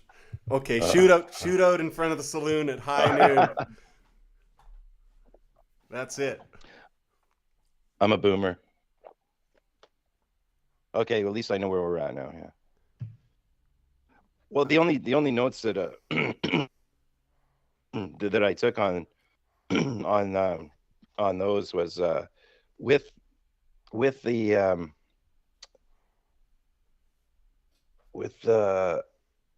what the hell am I? Sorry, I'm a little kerfuddled here. I'm looking at a screen, scrolling down. With the Wild Bunch, it was I guess it caught a lot of flack for violence towards women and violence. People really kind of got up in arms about that at the time. Is what I really? Heard. Really? Yeah, because they're using women as like human shields, and you know what I mean. Women are just getting blasted left and right. I mean, you can see women get shot and stuff in other westerns, but it was pretty liberal when you're paying close attention to the movie. Well, yeah, that is true because the opening robbery scene, the woman in the streets are just getting mowed down there. Oh yeah, and then it just continues the rest of the movie. I mean, the one Mexican member of the gang, he goes after the girl that ran away with the Generalissimo. Just blasts her. Yeah, just and that guy, he does not care one bit about his lady getting shot. But yeah, you're right. They keep that rolling through the whole movie. And then the final scene too. Yeah, I noticed they're pulling women in front of them to like soak up bullets, and yeah, it's pretty crazy. I think it's generally considered unchivalrous. Yeah, it didn't happen a lot in film at that time. I can't think of too many examples since where I see a woman used as a human shield like that, actually, now that you mention it, even since. Well, I guess, yeah, there's been times where like a villain will use a woman as a human shield, but then the other character will be hesitant. And right. In this movie, they just shot right through them. They did not care. Yeah, no, they're always the hostage, but you're supposed to shoot past their head and get that perfect bullseye. And she runs into your arms or whatever. Yeah, no, not literally. Like I don't. Yeah. Though I mean, I guess it makes sense in the context of because the film. Because you even have the one scene in that final shootout scene.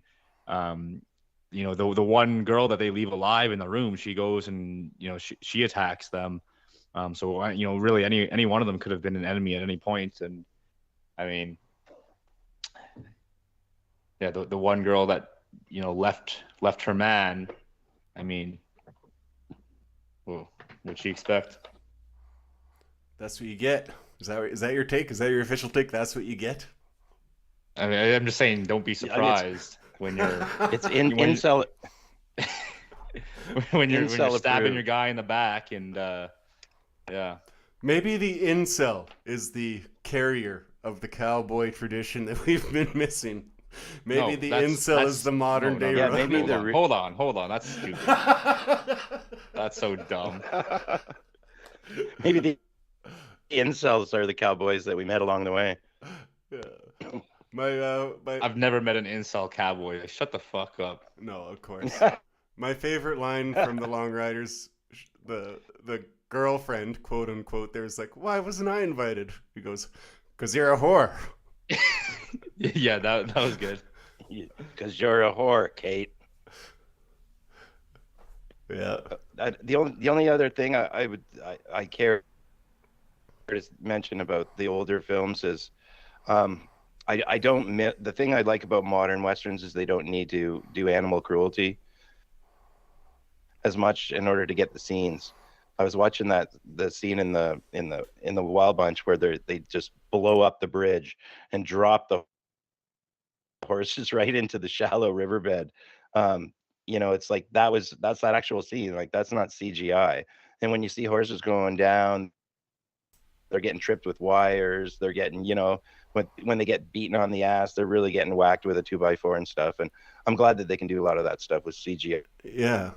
now, because I don't like to see it. I read something about the stunt where they jump through the windows in the Longriders. They have to go through twice because they're going through both sides of the building, right? And the horses would only do that stunt one time. So they had to use two different sets of horses.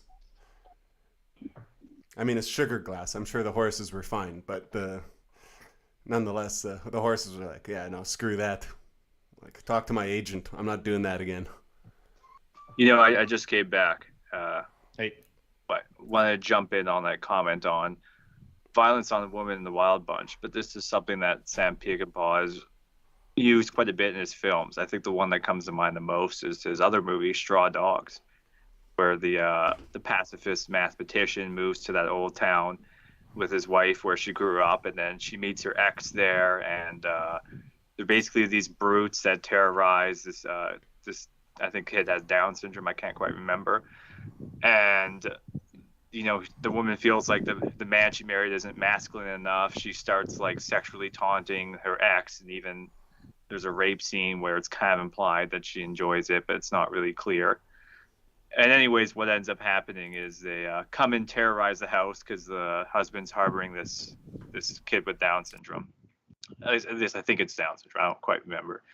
And then the husband ends up brutally realizing his inner instincts and kills them all with all these crazy traps, and it's like ultra violent. And this is something in Peckinpah's films that he's hit on this theme a lot about the return of the instinct of men within civilization, and Wild Bunch is kind of the end of that. And so you see that with not just the violence on the woman, but the violence in that movie in general, which shocked a lot of audiences. They're all the death scenes are slow motion, people getting shot, and it shows their blood squirting out everywhere. None of it is glamorized in the Hollywood Western tradition. It's this kind of loss of, you could say, masculinity in the face of living up to the actual real violence, which Peckinpah sees something which is not quite.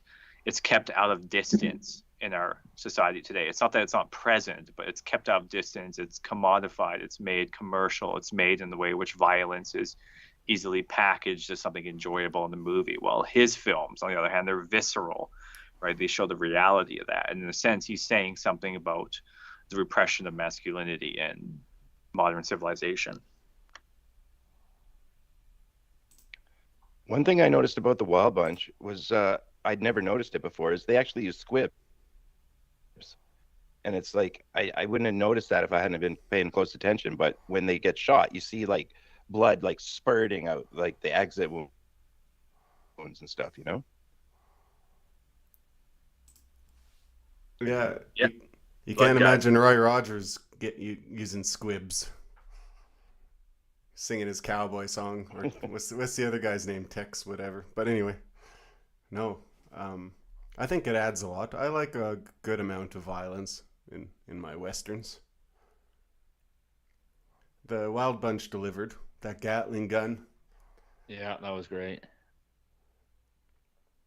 Well, and because right from the start, Well, they have the whole, like we said, that they get ambushed in the town basically, and so you see this big gang. They come rolling, looking strong, like looking, like they have the notoriety behind them, and then they just basically get picked off down to a few guys, and even some that seem like they have a character to them, like the one guy that gets left in the bank with the hostages.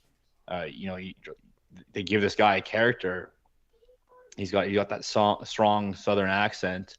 He turns out to be the grandson of one of the guys that helps him out later. And then yeah, he just goes down, like just gets blown away.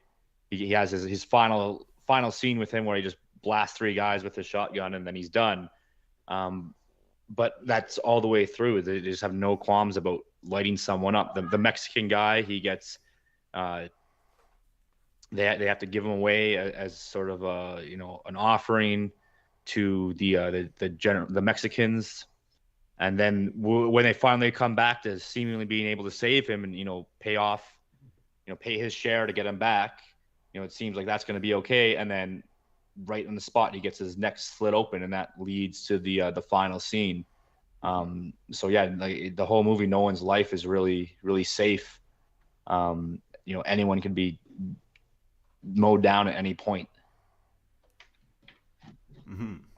And that way it's a little bit more realistic than some of the other ones where the hero's sort of untouchable. Even though in like the Fistful of Dollars, Clint Eastwood still gets beaten, you still know he's going to be okay, but that's not as clear in this movie. And then I think we're going to see that in the Great Silence as well.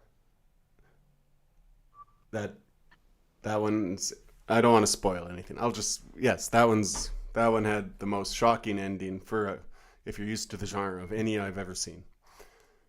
Yeah, one more thing I'll quickly add to the thoughts on the Wild Bunch is, there's a focus on the violence, the realism of it, but there's also sort of a lament for the loss of like masculine intertribal moral code. Because even though this Wild Bunch, they don't exactly have scruples about everything they do. A lot of them engage in pretty bad behavior, but nonetheless, they have a code to each other that they live by.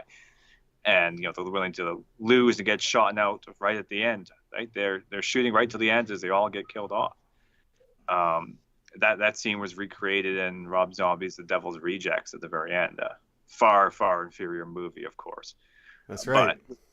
But yeah, within the world of the Wild Bunch, what Peckinpah is getting at, he's putting these themes in the movie, but he himself, he says he doesn't quite understand what they represent. Right? He looks at it as if he's like putting the modern world up to scrutiny, and he doesn't quite realize what he's hitting on or what he's understand what's lost. So those little peaks of masculine moral code and this kind of stuff sneaks into his movies, and in a way that it's hinting at something, a sense of loss, but a sense of heroism too, even though it's presented in this violent and realistic fashion. And so Peckinpah, I think, is one of the most fascinating directors of the last century. I think something that hits on that is his portrayal of male friendship. I don't think any of the others do that aspect as well. The scene that comes to mind is when they're passing that bottle around, playing a little joke on, I want to say the character's name is Hector, maybe. But anyway, one of the gang, and they keep passing the bottle past him, and it's all gone. And it's just exactly the kind of classic joke you play on your friends around the campfire or anything like that. Yeah, that's the kind of what I was touching on before. Charlie.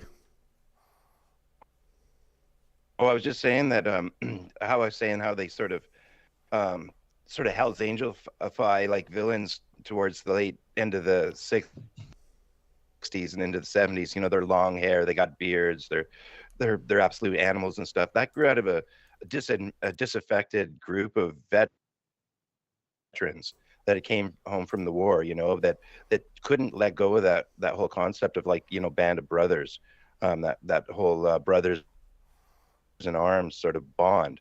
They wanted to continue that on. And also, they obviously had issues with dealing with the violence and stuff like that as well. And I think you can kind of see that reflected in the movies as well, like how they're like the camaraderie is sort of entrenched in violence. You know, it's like if they people who would normally be friends because they are or allies become allies because they have a common cause, which is, you know, meted out through violence. True. Tyler? No, I think that's very well said. And I think part of Picapaw's point is that he sees that declining with civilizing tendency of late modernity. I think that's very well said.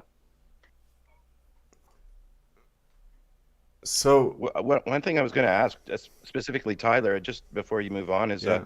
I saw a documentary with Tarantino, and he was talking about a spaghetti western director, and almost the entire documentary, he was talking about how this guy was portraying themes that he had absorbed through the fascist era of Italy. And I wondered if like maybe there was like a touch of futurism embedded into a lot of the spaghetti westerns. That's a really 'Cause that interesting. must have had an impact. That's a really interesting question. I mean, I can think of a few movies off the top of my head which do seem to invoke more futurist aesthetic, but not really in the genre as a whole. To be Well, honest, I'd have to see the. what about the movie. oversaturation? The the heightened colors that are present in every spaghetti western. That could almost be the futurists could almost claim that, I think. Yeah, you could say. Because the Italian cinema went from the futurist direction to the neo-realist direction and spaghetti western direction, which was, well, I mean, the heightened color direction. It's not just in spaghetti westerns, but yeah, it kind of jumped from. There was a little bit of a break in between there after the fascist era, with that kind of aesthetic to filmmaking. You do find that more in spaghetti westerns. I could see that. But do you know which director you're talking about? Was it Corbucci?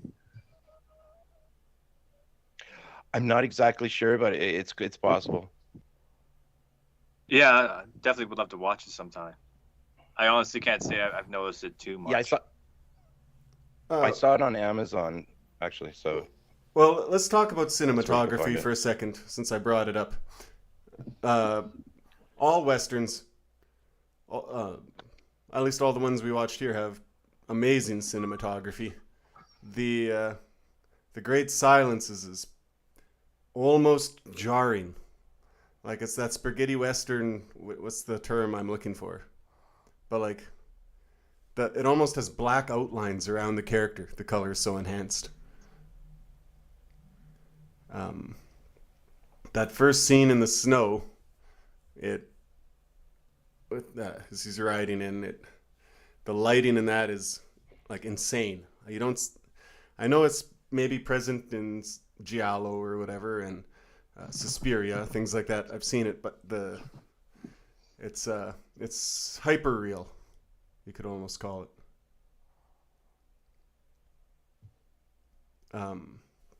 Peckinpah's is more subdued, but it's still like these vast prairie landscapes are stunning. It must have taken. You must have to stand there with your camera for a long time to get just like the right minute to shoot those. All right, I'm not generating conversation, so we'll move it on to the Great Silence. I just felt like I was talking too much, but actually, what we were talking about it a bit in the group chat was I was saying how it's obvious how Tarantino was inspired by The Great Silence for a lot of his Dead of Winter cut 70 millimeter Panavision cinematography in The Hateful Eight. I mean, it's like as soon as I saw it, I was like, "Oh, that's where he got it right there." I mean, it was that on the nose, and you know, the entire Western is shot in the dead of winter, So you've got this really, it's like it's more of a contrast. There's a really, it's like they put the contrast way up so that whites would pop off of the gray and blacks in that movie. And I have to say, I'd never seen that movie before, and I'm ashamed to say it's a really it really does cut, like it cuts right through in a lot of ways. Just quickly add to what Eald's saying before fully moving on to The Great Silence. Oh, yeah. But the other kind of film, spaghetti western, similar to The Great Silence in terms of themes, anyways. But this one I think is more nihilistic, actually, which was the other influence for The Hateful Eight, is a film called Cutthroats 9, which it's another winter western, and it's this police officer. They're transporting this group of criminals, one of which raped and killed his wife, and he also has his daughter there with them. And so they're transporting, the criminals start fighting amongst each other. They start like running out of food and rations and that. And you're sympathizing with the hero, although the hero, of course, if you can call him that in this movie, he also is very cruel to the other prisoners as well. And halfway through, he actually ends up getting killed and roasted, and you thought he was going to get revenge. And then the whole movie is just like a nihilistic, violent opera that ends with them all dying brutally, even the daughter. It's a horrifically not, but that is like the pinnacle of nihilist spaghetti western. But that film was the other major influence, along with The Great Silence, on The Hateful Eight. And the other thing about Tarantino, though, of course, is from Kill Bill and everything else, if you took out scenes and soundtracks and dialogue from that were not present in earlier movies, there would be like 10 minutes of a movie left. He does this postmodern pastiche thing, I think, a little too much, where all this coolness just comes. You could just go watch these earlier samurai and spaghetti westerns. Yeah, after watching these westerns and a couple others, that became pretty clear. Like, why do I even need to watch Tarantino movies? Like, these are like there's already so much more in these. But to get into the Great Silence, I mean, one of the obvious things about it, and we'll get into this as we go through each of the different things we like about it, and points of note. But yeah, the whole thing is like this subversion of the whole Western genre. Now, it sounds like that other movie you're talking about, Tyler, goes even further with it, but I think this movie pretty well encapsulates like the inverse of everything you see in the Western, from the snowy peaks, and the ending and everything. One funny thing to note is I was watching I think the Spanish version, because that's all I could find at first, and it wasn't like the subtitles were garbage, just terrible. When I flipped back to the English version, I realized I was missing a lot, but his name was way cooler. Silencio. That was a much cooler name than Silence.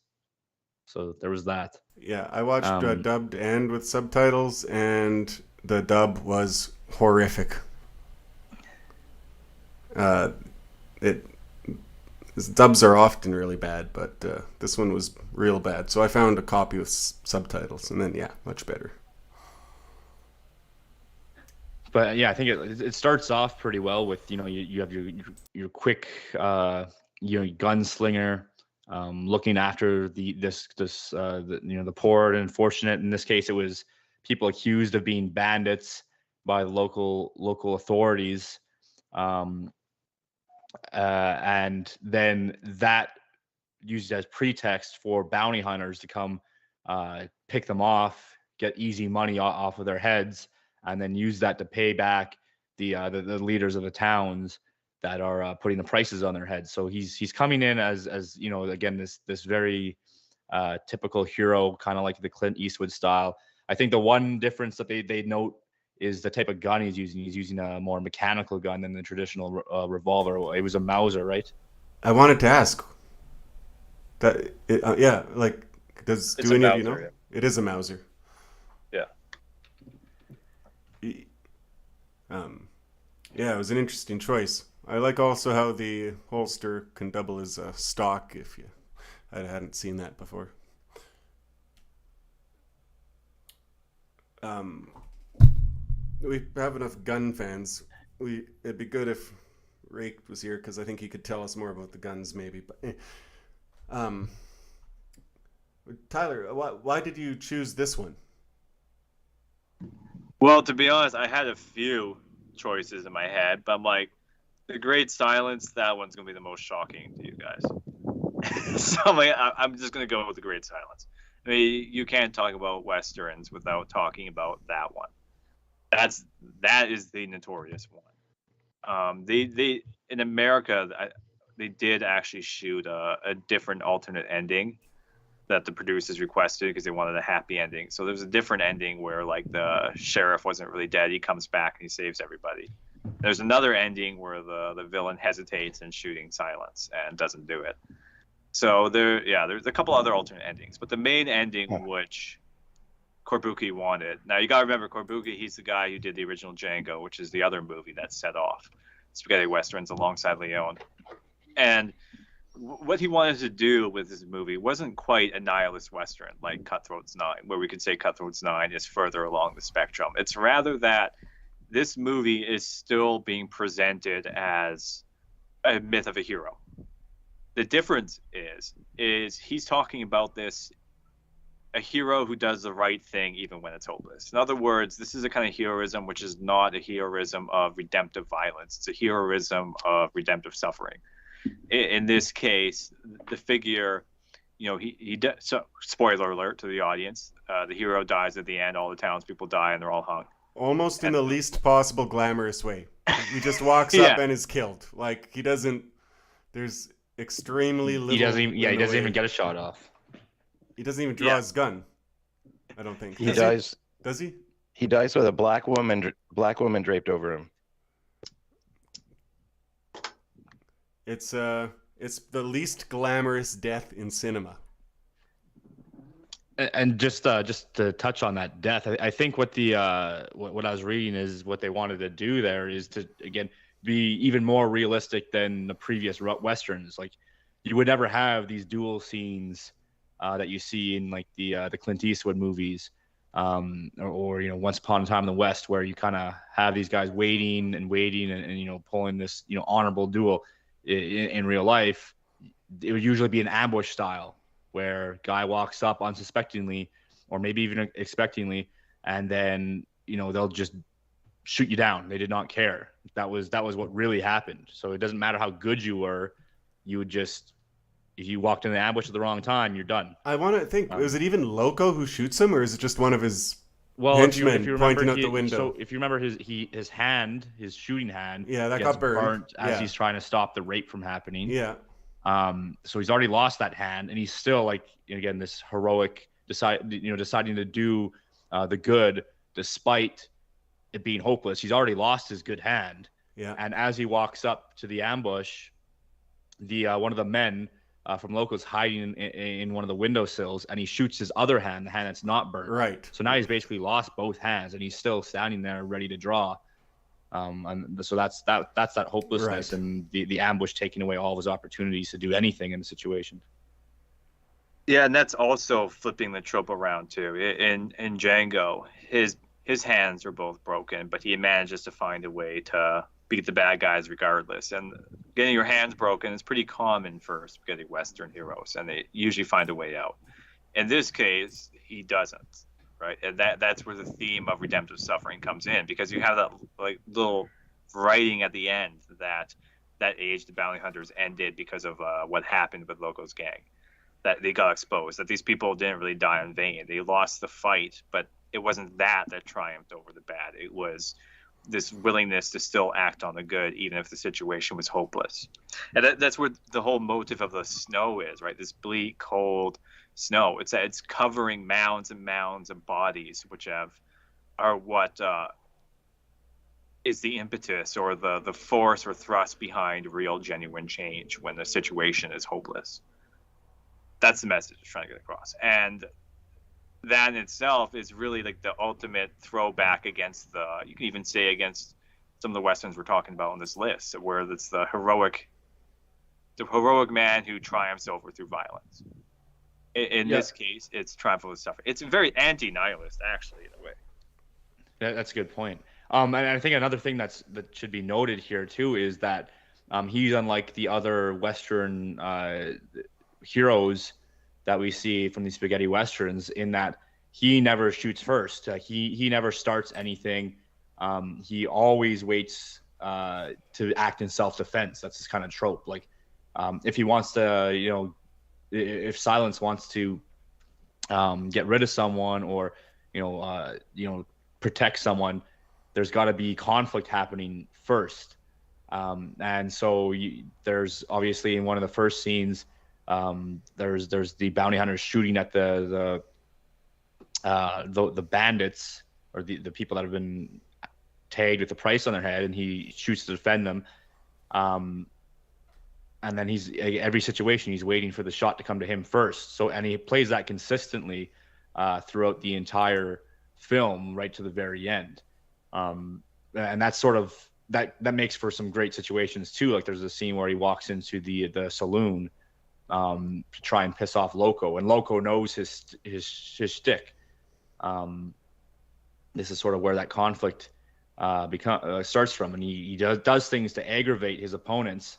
So in that scene, he tosses his cigarette, or sorry, tosses his matchstick, his matchstick into Loco's drink, and then he's just trying to provoke the attack on him first, and very, very by the rules, by his own rules. He does not break his code no matter what.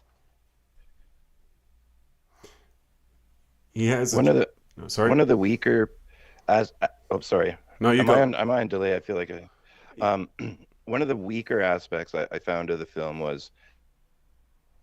is that every time these people they'll say, "Oh, we're here for a warrant. We'll let you come in, and don't worry, we're not going to shoot you," and then turn around and immediately shoot them. This happens like at least a half a dozen times in the movie, it seems like, where these guys just never learn. It's like, well, maybe this time they actually mean it. It's yeah, the common. It's seems to be a common way to lure these bandits out of the woods. Is like, come on out, we won't shoot you, there's food, and then just immediately gun them down, or and one thing I noticed with the Italian, this was filmed in Italy, I'm assuming, was it, or was it in Europe, or was it filmed in America?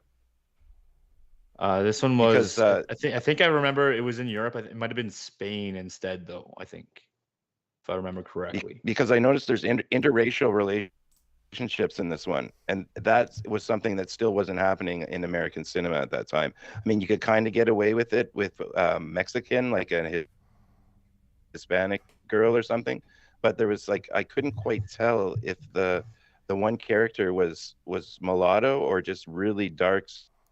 I thought Quadrin was my guess. No, because yeah, she's half black. Because when her husband gets shot, Loco goes up to him and says, $1,000.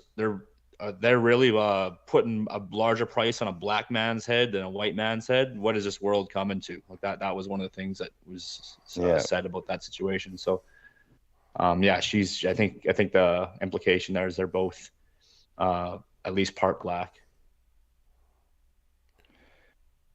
Yeah, and a lot of this, there's quite a few flashback scenes, like at least 3 or 4 that sort of fill the gaps in as it's going along, and they're sort of perfectly timed where they're dropping like oh, that's the missing piece that I didn't quite get.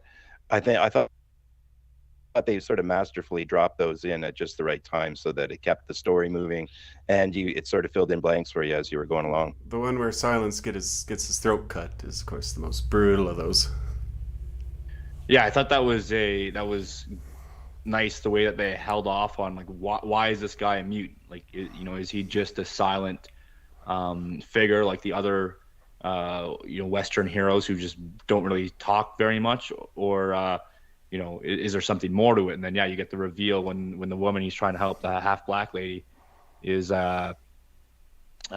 saying, well, is my price good enough for you? Like, answer me. And then he just flashes these brutal scars across his neck, and then we actually get the backstory there, and we get it's the same. Well, it's the exact same thing that Eald was talking about with the bounty hunters luring and saying, "We'll come out and we'll warrant and we'll just arrest you," and then they just gun his parents down in the house, and then gets his throat cut to keep the kids silent. Which, I mean, if you're gonna kill the parents, I don't. But yeah, Revenge is a common theme in westerns, but this takes it to like a high art. It's sort of like a vendetta. Vendetta is prominent. Like the Italian concept vendetta is prominent throughout the film, because no sooner than a husband is gunned down, and the widow is already seeking revenge. Like as soon as the Christian words are said over him, they're seeking out this guy to take care of the killer.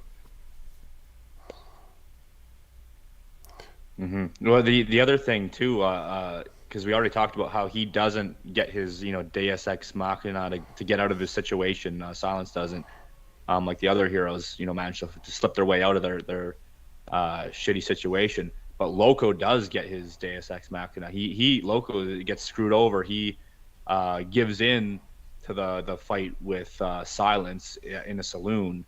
And the sheriff goes to arrest him and gets him, and he's taken in, and he's on his way to prison, and the sheriff does everything right. He doesn't take the bribes. He doesn't give in to any requests from Loco, and then midway through on the trip to the real prison,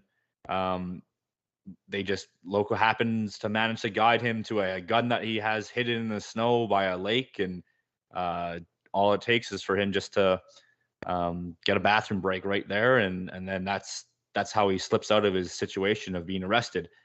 So he gets that out of his situation, but the main character this time does not get his out. What's Latin for Satan? A Satan ex machina. Anyway, but it's a good joke, I promise. Diablo. Diablo ex machina. That sounds like a good game. Yeah, actually.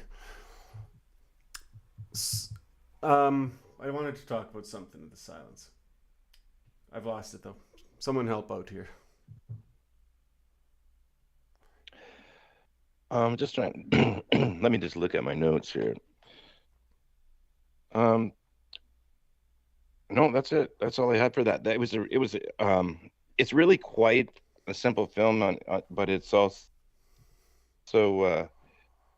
it's riveting. And I mean, even by today's standards, it stands up like as something that kind of grabs you, because we're so used to like the formulaic sort of Hollywood filmmaking where everybody demands a happy ending and everything like that. It's not present in any measure in this film, and it just plays to the theme of heavy contrast in this movie.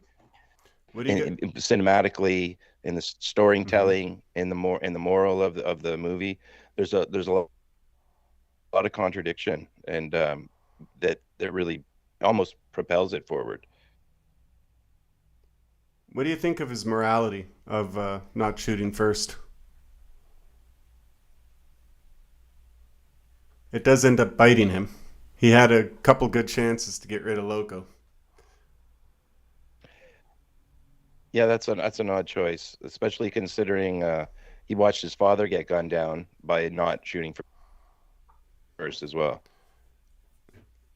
I suppose it's not the most strategic source, tactical decision, but again, though, with the moral the movie's trying to get across, it's trying to subvert the idea of redemptive violence in the first place. Mm-hmm. So if he was able to do that, then it would kind of defeat the purpose. Yeah, it's keeping him, a step away from, being on the same level as the bounty hunters, and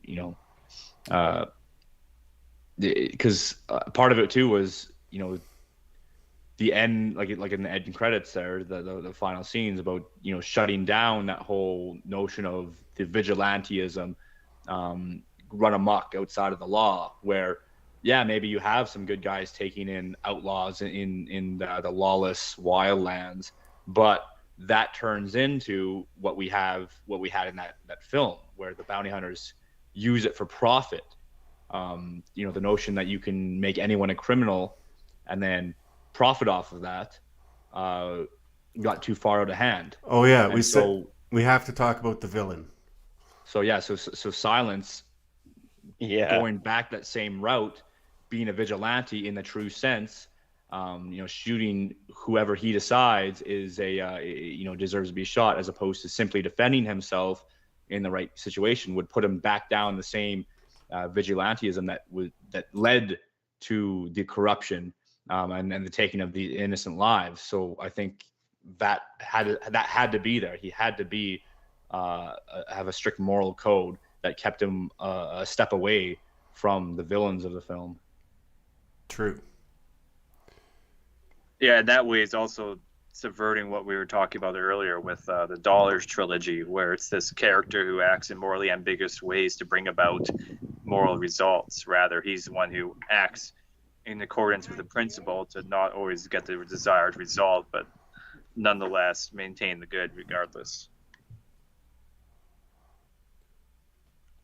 Well, that's one of the things I would ask Tyler, just while we're touching on this whole subject, is why do you think it is, like, most of the people in the sphere we associate with on Telegram are more maybe at the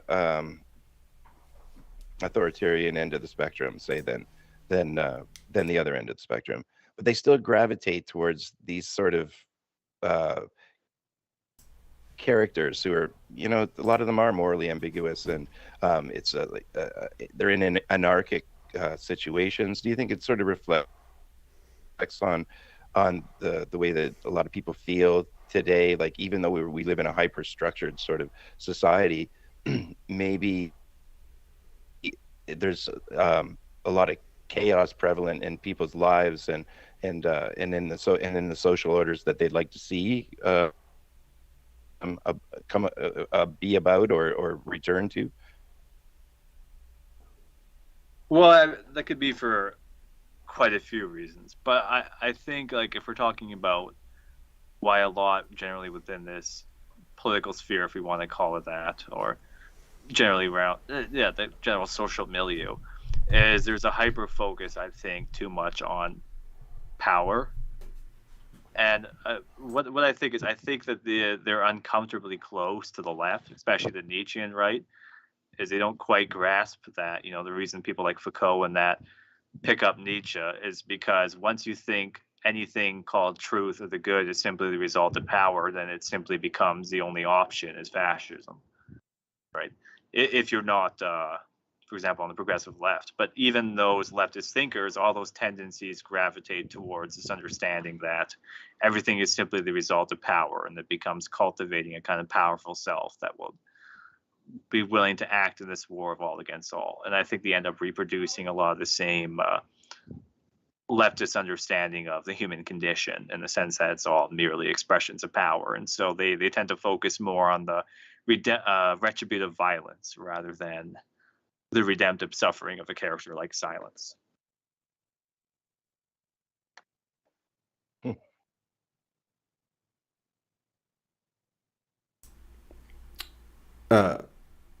Yeah, that seems probably correct.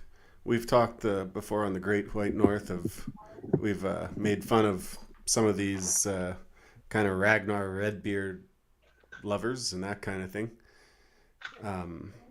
Certainly, if power is your game, you're playing for the wrong team right now. I'd go be an anti-white.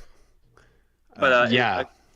The other side of this, though, is if we're talking about Westerns in general, like, it's still the fact that, Westerns represent a space where a man can be a man, in the sense that you have something in which you could act heroically in, right? And men have that impulse.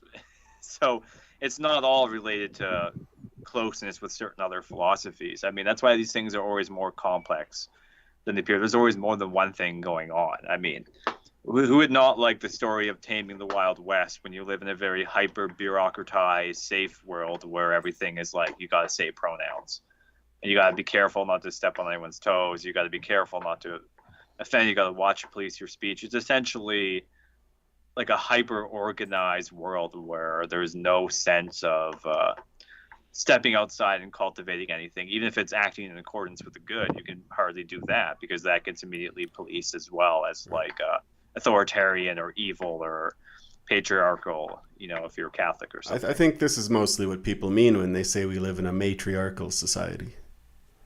It's even more than women having power or anything like that. It's that general attitude you just laid out.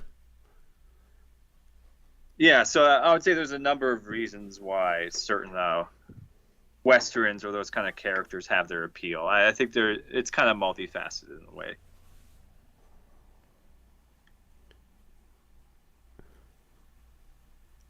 Like, I love the Western hero, but I'm about as far away from a Nietzschean as you can possibly get, and so are a lot of these Western heroes.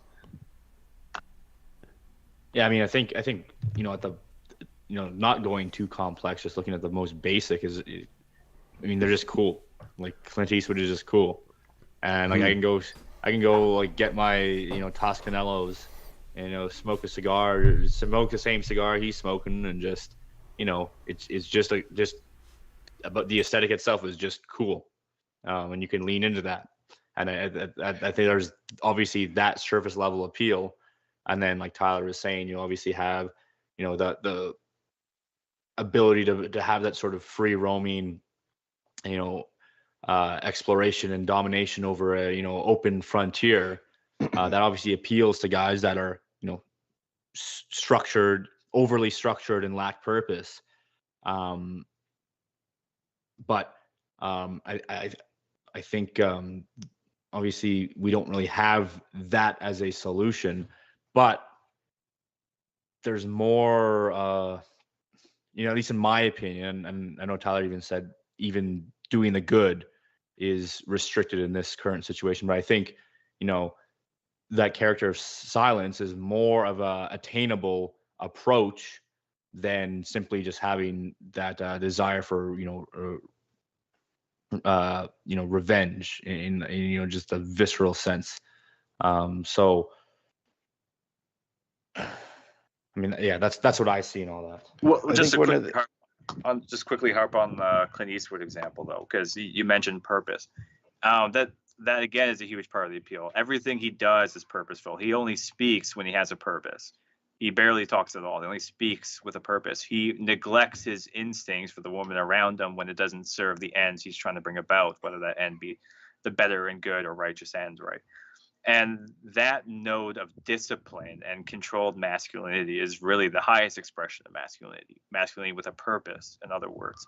And that also is what's largely denied today, because we're told, to act on your own impulses and instincts and live your life how you identify. It's all based on internal feeling rather than a sense of higher purpose and carrying that out in the kind of modes of self-discipline that you would need to do to cultivate to do that. In that sense, those characters are always going to be cooler, right? Not just the aesthetic, but because of what that kind of discipline produces in the man, which is a very capable man, not being stopped by everything that catches his glance.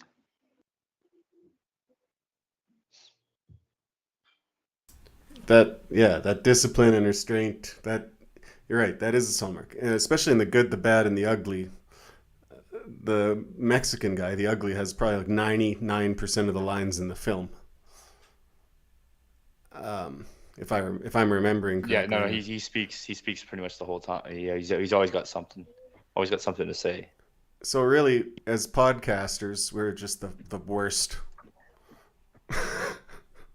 I don't. What do you mean? Well, what the fuck are you talking about? We have to fill all of the dead air. Well, that's true.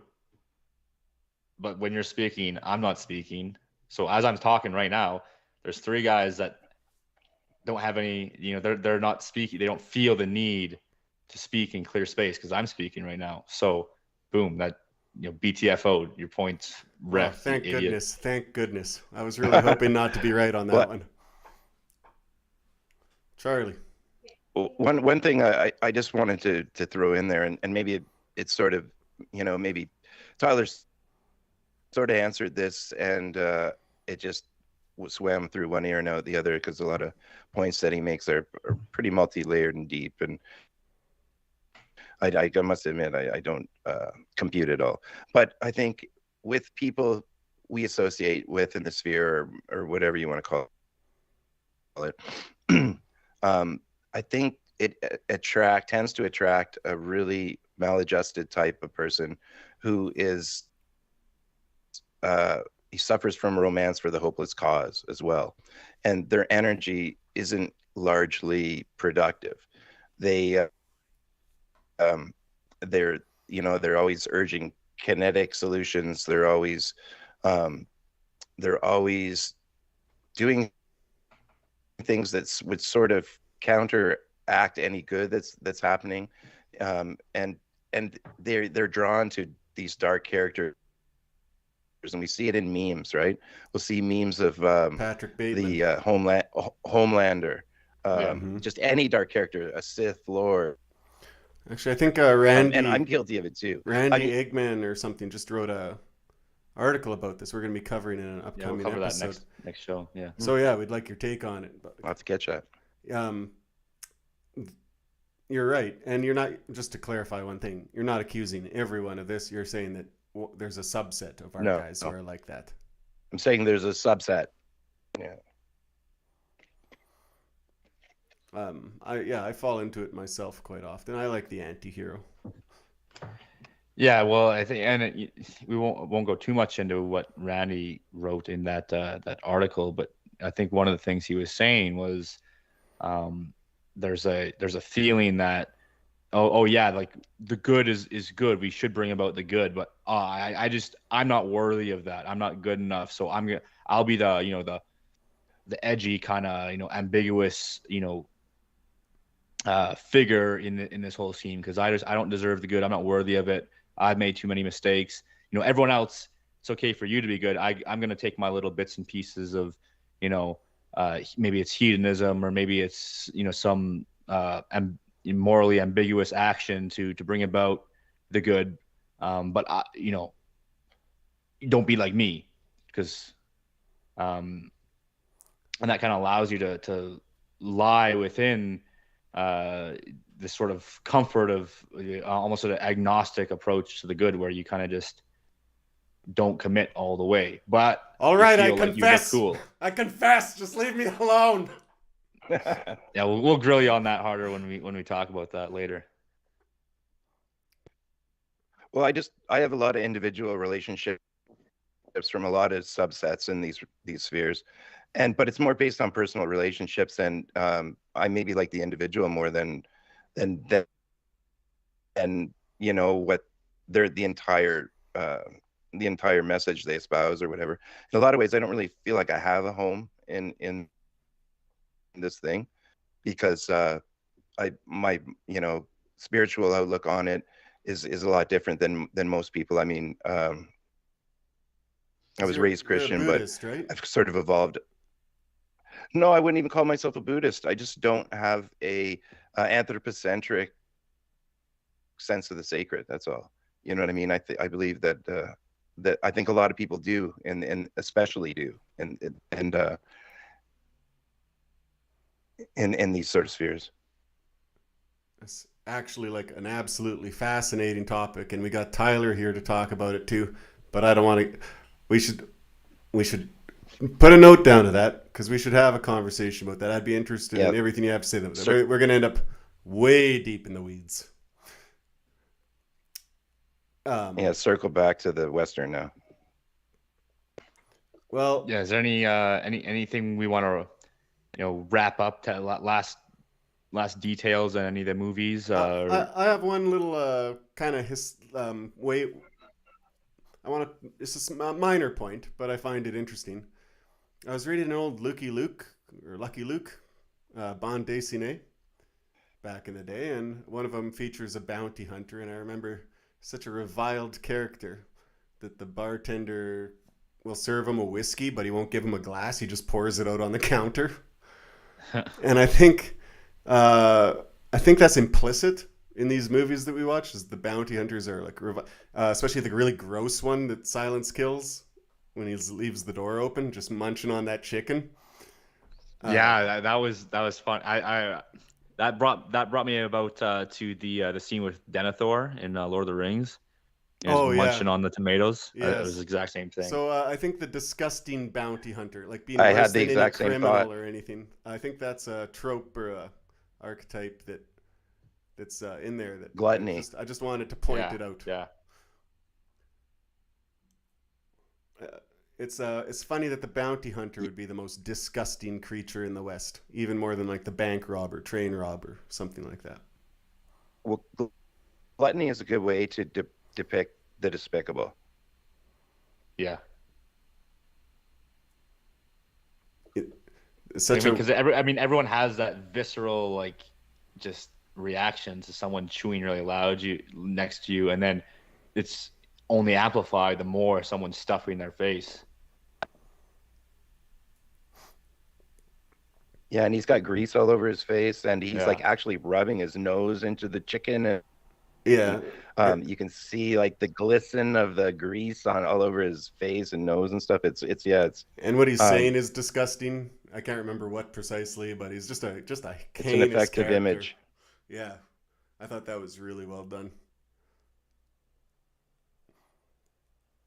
You know what? The only other thing that popped into my mind is I found it interesting when Silence, he gets his hand burned, and you can see him. He can't scream out in pain. I thought that was interesting because obviously he was in agony, but he was completely silent. That was kind of a cool shot.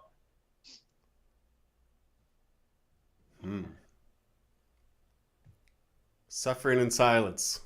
Yeah, I think I think like almost all the 7 deadly sins are on display there. I'm surprised nobody's touched on the merchant character. Oh yeah, I said we should hit Although it. he's not portrayed as Jewish, he definitely has all the attributes of say a medieval merchant type individual, including the hat. I don't know, maybe not exactly, but that's kind of a Russian style hat. Or, yeah, I was thinking that the whole movie. I was like, I think the direct. Yeah, 'cause that was also a little like one thing they touched on too with him is it like how it didn't matter how much money he had, he couldn't turn the mulatto into his mistress. He went so far as to get her husband killed with the bounty, and even with that and offering money for her to be his mistress, he still couldn't get it. So there was that kind of like no matter your material wealth, you're not guaranteed everything you want kind of thing. And yeah, there's a limit to what that greed can produce for you. Yeah, almost every one of the 7 deadly sins is on display. Except the only one I can't think of offhand is sloth. But you have pride, greed, lust, envy, gluttony, wrath. They're all there, and he sort of embodies like the non-kinetic character being just as destructive, if not more destructive, than the actual assassins and bounty hunters. Just through influence. Mm-hmm. Well, I think we should wind her up. Yeah, Sorry, I was late. I honestly no, thought it was 5. It's perfectly all right. I hope you got your say in there, and we'll do similar things in the future too. And you're always welcome. You're an interesting guy with lots to say, and you. If anyone doesn't know him, he moderates every single group chat on Telegram, every single one. So you'll just go look in the admin I'm page the and secret you'll see him there. architect. Yeah, actually, he's actually the secret king of the dissident right. He doesn't like me telling people that because I figured it out without him telling me, but it's an absolute fact. Ask anyone. I'm actually my pathology is 1,000 times worse. I'm just a dilettante.